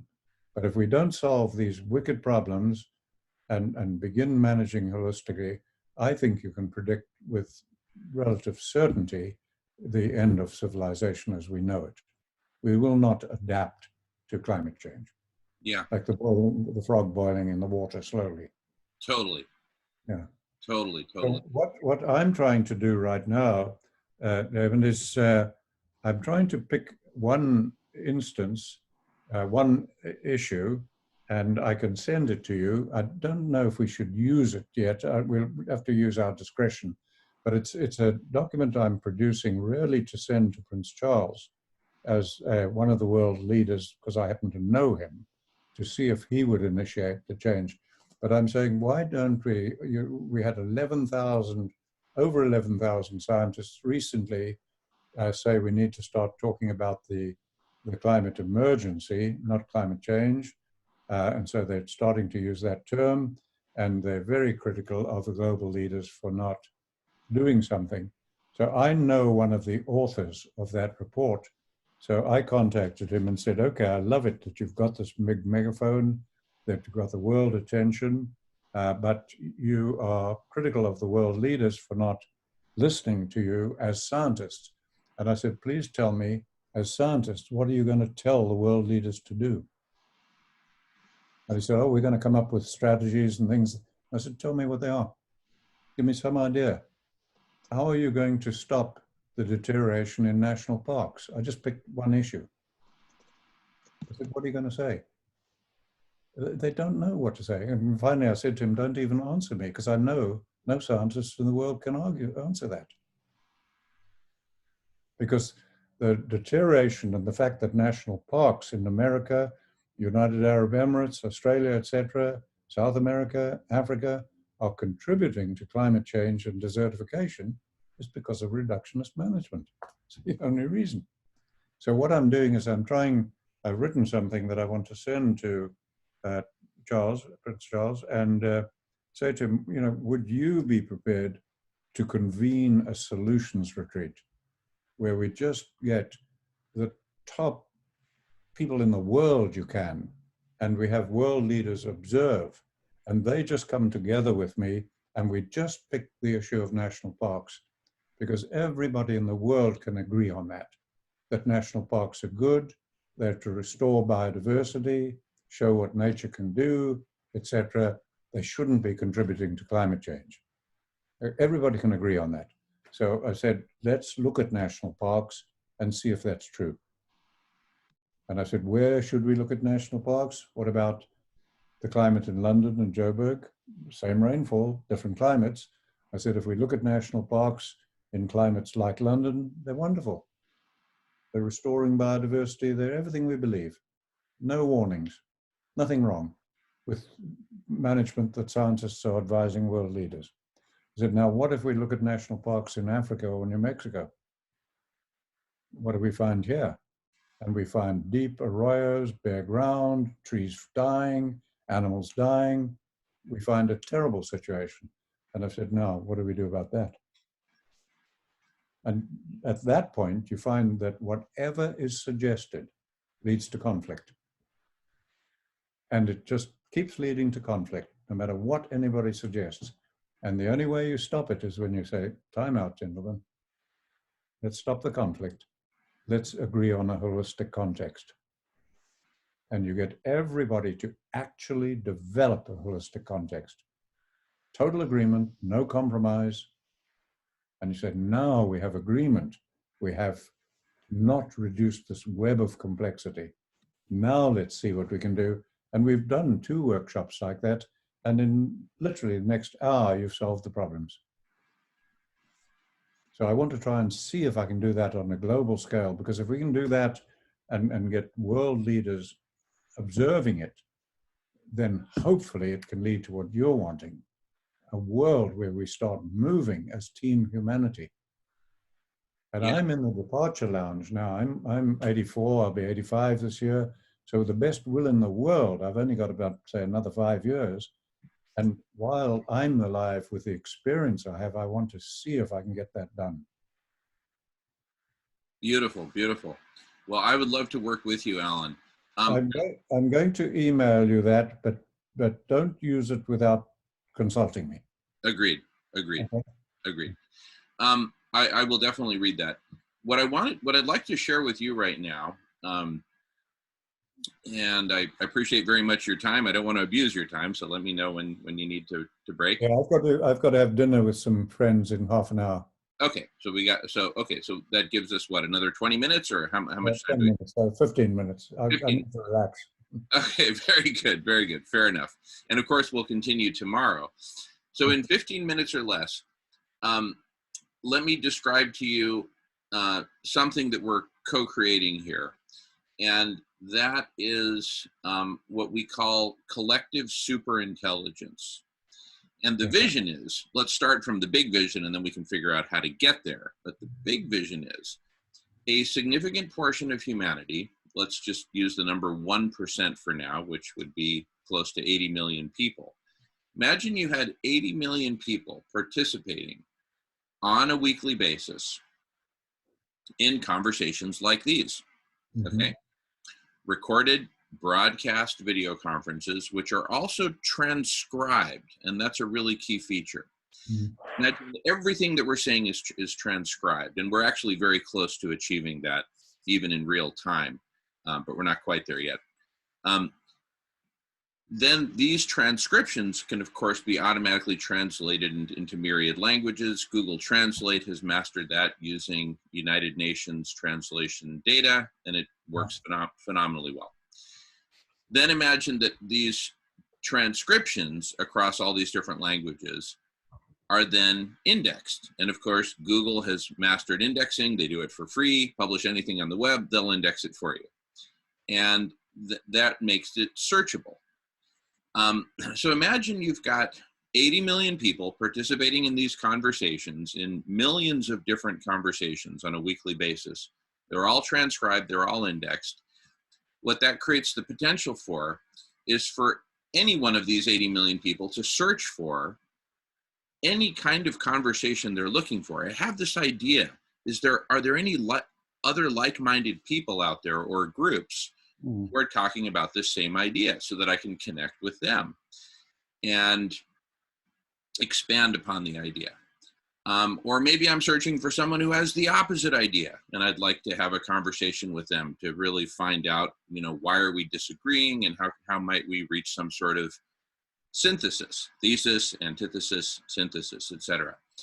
And so imagine that this whole community engages in this network of conversations, and that people are therefore able to jump from conversation to conversation because they're able to very efficiently find those conversations where they can accomplish whatever they're trying to accomplish next, whether it's build a coalition, have a debate, see how they can create a synthesis with an opposite point of view, et cetera, et cetera. And I have faith that through this process, the best ideas will bubble up because they will find support. People who have really great ideas will be able to broadcast those and say, who would like to come and talk with me about this, right? So yes, I can search for other people having conversations, but I can also broadcast that I'm creating a new conversation. So we can have all of this dynamic configuration of people around a conversation. They can resolve whatever they're going to resolve, then disband and join other conversations, taking with them what they learned from all preceding conversations. If you now think of these 80 million people, dynamically going from conversation to conversation, and there's this beautiful record, transcript record of all these conversations, the whole of that, all the data that's generated and all the dynamic jumping around from conversation to conversation, think of all of that as one giant planetary brain. So instead of a neuron being a unit that's firing, it's an individual broadcasting intent, searching, jumping from conversation to conversation. And so these 80 million people are kind of analogous to 80 million giant neurons with tremendous capability, communicating and coordinating with each other, reaching agreement, forming synthesis, trying certain experiments, etc. You still may have massive disagreements, but I believe that over time, part of these conversations would be precisely about the holistic context itself. Other conversations would be about applying that holistic context in order to determine how to manage a company, a national park, a grassland, etc. But that the whole of this group of humanity, 1% of humanity, 80 million people participating in this way, this is where I have faith that this collective superintelligence can help the best ideas bubble to the top, because they will attract the people that they need in order to take that idea from a seed to a full-blown reality. So that's the big picture of collective superintelligence that we're working on at Radish, and that we're starting to implement through conversations just like these, right? With you and Sailesh and myself, other conversations tomorrow with many more people. And part of how we're implementing this is that every Friday, we are organizing a 24-hour, what we call a collective intelligence block party, where tomorrow will be the very first, tomorrow, Valentine's Day. It'll be a single Zoom video conference room where we'll probably have dozens of people. But over time, by the following Friday, a week from tomorrow, we'll have multiple video conference rooms on different topics with different areas of focus, et cetera, et cetera. So this is how we're starting to generate this collective superintelligence, and it'll be an organic process. But I just wanted to plant those seeds in your mind that this is something, this is a community and a culture and a platform all coming together, not as an institution or an organization in the traditional context that we're coming from, because there is no common corporation here or government or anything like that. This is humanity coming together from different countries and cultures and backgrounds, coming together to talk about all of this in an organized way, to talk about the context, to talk about specific solutions, to talk about problems, to talk about whatever they want to talk about. And my faith is that in this process, more and more people will learn about you and holism and holistic management and the holistic framework. And there will be myriad conversations about a holistic context, because I think it'll become more and more obvious to more and more people that we need a holistic context, that context is decisive. So how do we create that? And then once we create that, how do we use it? Well, it's certainly fascinating. It's a big undertaking. I don't know what your age is, because you're going to need a few years on that one. I'm 51, Alan, and you're young still. Yeah, and I've been at this for a few years. We first had the idea back in early 2014, and we've been at it ever since. Doing all. Mm-hmm. No, I see what you're doing, and it's good, because it's things like that are needed, where people can cross all the boundaries, political, economic, racial, whatever, and communicate. When I wrote the first edition of my book, in the final paragraph, I said that the big issues we were facing as a world, breaking apart as we are today with the Brexits and the Trumps and all these things that are going on, I said we never could have solved it at any time in the history of the world until the tail end of the last millennium. And I explained why. I said, if we'd known about holistic management and desertification and so on in the Roman Empire, and we'd been talking about it, what could we have done? And the answer is nothing, because we didn't know the Americas existed. I've got a phone call. Let me just answer it. Yeah, take your time. Take your time. Hi, Brady. I'm going to pause recording. That was my guests. They're on their way.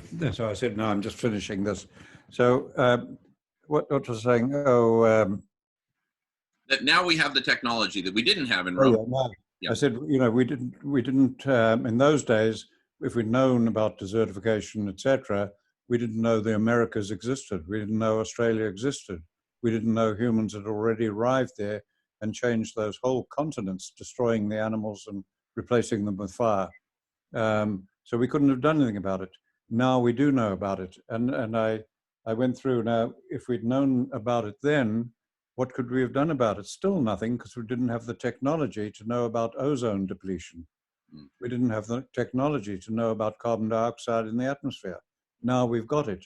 And I went through each factor that we needed to solve this as team humanity, and everything we needed was only coming together at the tail end of the last millennium. And I said, one of the things I said was the ability to communicate as a village. The whole world is a village, and we've just got that technology now, and that's what you're talking about. It's one of the bits of technology that we need as team humanity. And I said, there's one more lacking, and it was the last one. And I said, it's just emerging, and that is we've got to have something that unites us as team humanity. I said, if you study us throughout history, we've always only united against an enemy. So we will unite against another enemy, we'll form coalition governments, whatever, until we've won the war or beaten the other enemy, and then we fall back to feuding amongst ourselves again. And so we seem incapable of uniting unless we have something to unite us. And I said, the only thing I can see emerging is climate change. I said, when we get the realization that this is the most profoundly serious, dangerous situation ever for all higher life forms, not just humanity, this may unite us, where we're not uniting against a human enemy, but just against our own reductionist management. So you're part of that with your communications, etc. For me personally, I would find it terribly frustrating to be involved because I, for so many years during the formative stages, when I was working with British and American ecologists and scientists and trying to work this out, because we had no idea where we were going, etc. And I cannot tell you how many papers I read in all different disciplines, frantic for knowledge. I read more in different disciplines than people with PhDs there. Just desperate to trying to find solutions. I looked at every country. It didn't matter where the information came from. I went to conferences. I sat around countless campfire discussions with scientists in the field, read all the books I could. And, I would pick whole books where I read the book and I agree with every word in the book. Written to say things about people like Paul Hawken and so on, or Slow Money, excellent books like this. I read the whole book, I love everything in it, and I put it down and I say, so what? What are you going to do? At the end of the day, we have to make decisions. Yeah. Nothing works at the end of the day where the rubber hits the road is a human, has an objective, has to use a tool, and makes the decision on one or more of many factors. Yeah. That's the key to it all. Yeah. So I would get very frustrated in listening, because when it's like democracy, when you get all views being expressed and everybody has a right to a view, and if you silence somebody or interrupt them, you're disrupting the whole damn thing. There's that. Sure.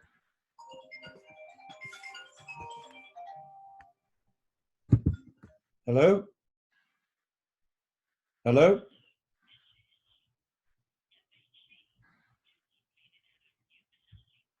Damn, junk mail, junk full. Okay. But anyway, the point I'm making is, the more views you get, the more confusing it gets, but you have to have those ideas. Yeah. And there's a stage when we're developing policy with holistic framework, there's a stage where you go through where you look at the problem, you recognize, get people to recognize it's a symptom of whatever. You develop a holistic context, and then you hear everybody's point of view, etc. And then I actually have found that if I leave people talking and discussing it, they never, ever come to a solution. It just gets more and more confused. And the dominant views get to prevail, and they're not right, and they get to prevail. So what I had to do in the training, and I planned it with Arne van der Berg, who used to work with us as our director of education, and I said, Arne, I've got to do something. Humans, very, very few humans, once they've got into detail, can pull back and see a big picture. We have to get the human mind sticking with the big picture and going to detail, but not the other way around. And so when we'd got a policy to develop, everybody got it clear, they'd got a context, etc.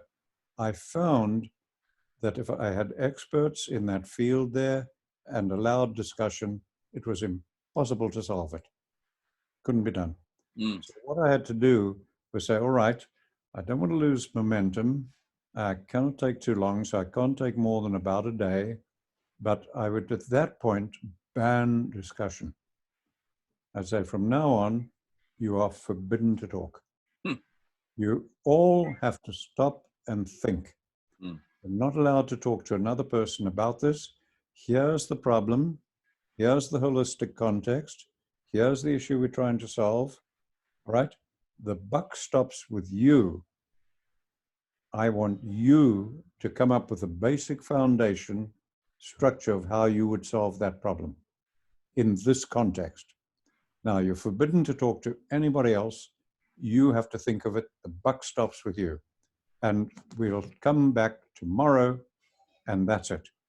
And when I did that and banned any discussion, the whole quality of the work leapt up. Wow. Yeah, because everybody was forced to think.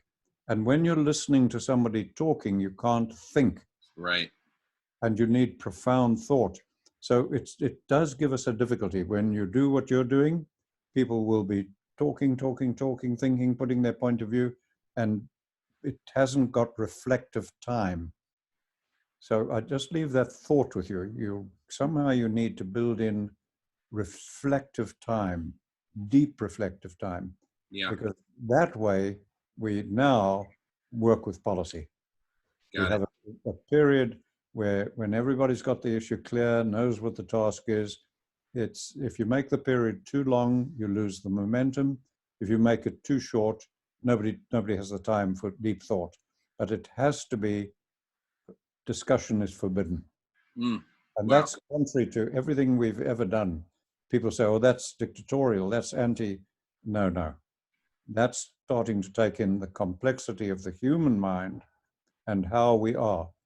The moment we get into detail, I have yet to meet the humans who can forget the detail and come back to big picture. Wow. And policy has to be sorted out at the big picture level, working down. Yeah, absolutely. Absolutely.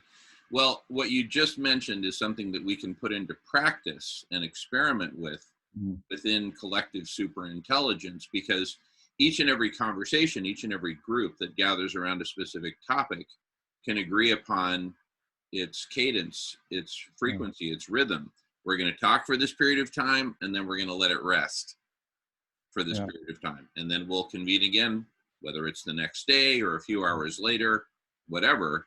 We'll experiment with different patterns in that regard. And you know, I see it even in myself. When I'm trying to amuse myself in an airport, waiting for a plane or something, on my phone, I'll play a game. It's a word game, and you have not a crossword, but you have a whole lot of squares, and you've got 7 letters, and you've got to fill in the right words with this thing. And I will get totally stumped. I've got 7 letters.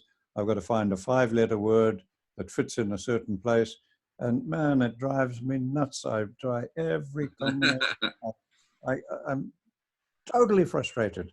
And I will just close the damn phone, open it an hour later, and just, there it is. yeah, beautiful. Yeah. I've got too caught up in the detail. I can't see the woods for the trees.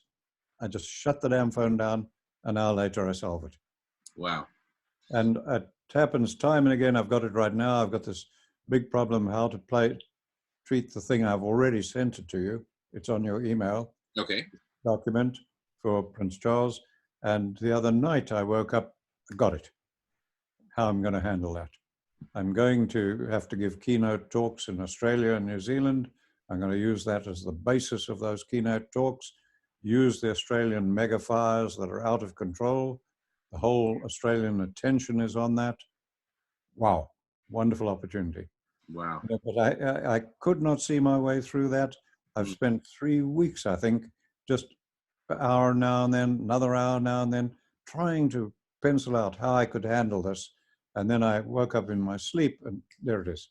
Wow. Yeah. Beautiful. All righty. Well, I know you got guests coming, so I'm going to let you go. I'm going to leave you with one final thought, Alan, which is that tomorrow from 7 a.m., you're in Mountain Time, right? We're in Eastern Time. Oh, you're in Eastern Time. Florida. Oh, okay. So tomorrow Eastern Time from 10 a.m. to 12 noon Eastern Time on the Block Party, we're going to have a 2-hour conversation led by me, Professor Guy McPherson, and Dr. Ye Tao of Harvard about solar radiation management, cooling the planet by reflecting a significant portion of the sunlight back into space. And I'd love it if you could attend. Because it's Block Party, anyone and everyone is welcome to join. Will you send me a link to that in the time? I will. Yeah. Okay. I'll send you the whole schedule. And then I'll try to come into it. Okay, great. And then you and I and Dr. Rao, Sailesh Rao, are again on tomorrow from 11 a.m. Pacific time to 1 a.m. Pacific time, which is 2 p.m. to 4 p.m. Eastern time tomorrow. So I look forward to that as well. Okay. And what a wonderful conversation, Alan. Thank you so much. Thank you. Look forward to seeing you tomorrow. Have a great evening. Thanks, Alan. See you soon. And I will monologue here for just a few more minutes, just to kind of wrap up. The first thing I want to say is, what a great conversation. Thank you again, Alan Savory. Thank you again, Dr. Sailesh Rao. And thank you all for watching and for submitting comments. I know a lot of comments have come in. I've really had to stay focused on this conversation. But if you guys want, I've got a couple of helpers here. We could go through some of those comments and at least address them. But before that, what I want to do is request that everyone take a look at, go to radish.org and take a look at the Collective Intelligence Block Party that we have planned for tomorrow, which starts at 6 a.m. Friday morning Pacific time, which is 9 a.m. Eastern time. And it'll go for a full 24 hours continuously. And you can check out the schedule there of the topics we're going to be discussing. And all the links will be there as well. So you can literally click on a link to enter this Zoom video conference space and participate with me and whatever guests are there in these conversations. This is us launching collective superintelligence at a very small scale, but with the intention of growing this exponentially over time. And so the first block party is tomorrow. We will have similar block parties every single Friday, starting at 6 a.m. Pacific time Friday, going for a full 24 hours.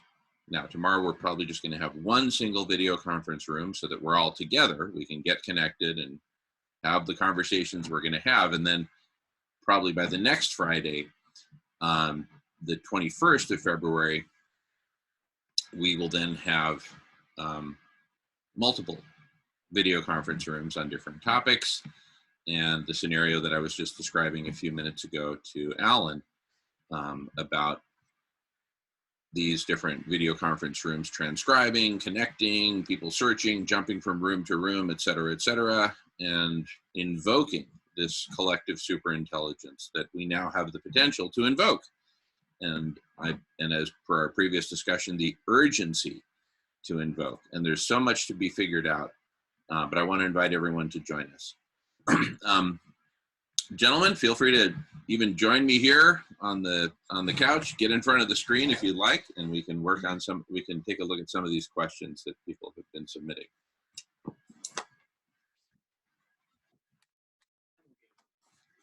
Okay, all right. I want to introduce everyone to Nolan Straight. Nolan, welcome. Welcome to the conversation. You've been listening in for most of it and following along on people's comments. So let's address their comments and let's make it a conversation. So if you've submitted comments and we're addressing them, please feel free to submit clarifying questions as well. Well, I will say that recently there hasn't been a bunch of questions. We had some people asking me to bring up the aerosol masking effect. Mm-hmm. And I can remember.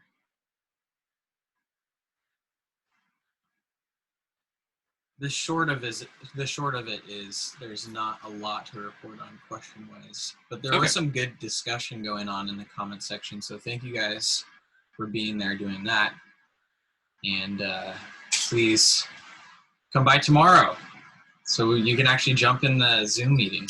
Yeah, tomorrow it's going to get really dynamic and really interesting as you and many others jump in, and I'll be moderating and facilitating, and that'll be an interesting challenge. But the good news is we have more than 2.5 years under our belt of doing this on a weekly basis, with a smaller group, up to a couple dozen people at a time.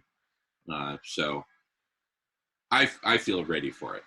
I mean, I'm sure I will learn and evolve, as we all will, as we jump into this new, it's not a medium, it's a mega medium of collective superintelligence. It's a mashup of different media. And we write about this on radish.org, accessible from the homepage.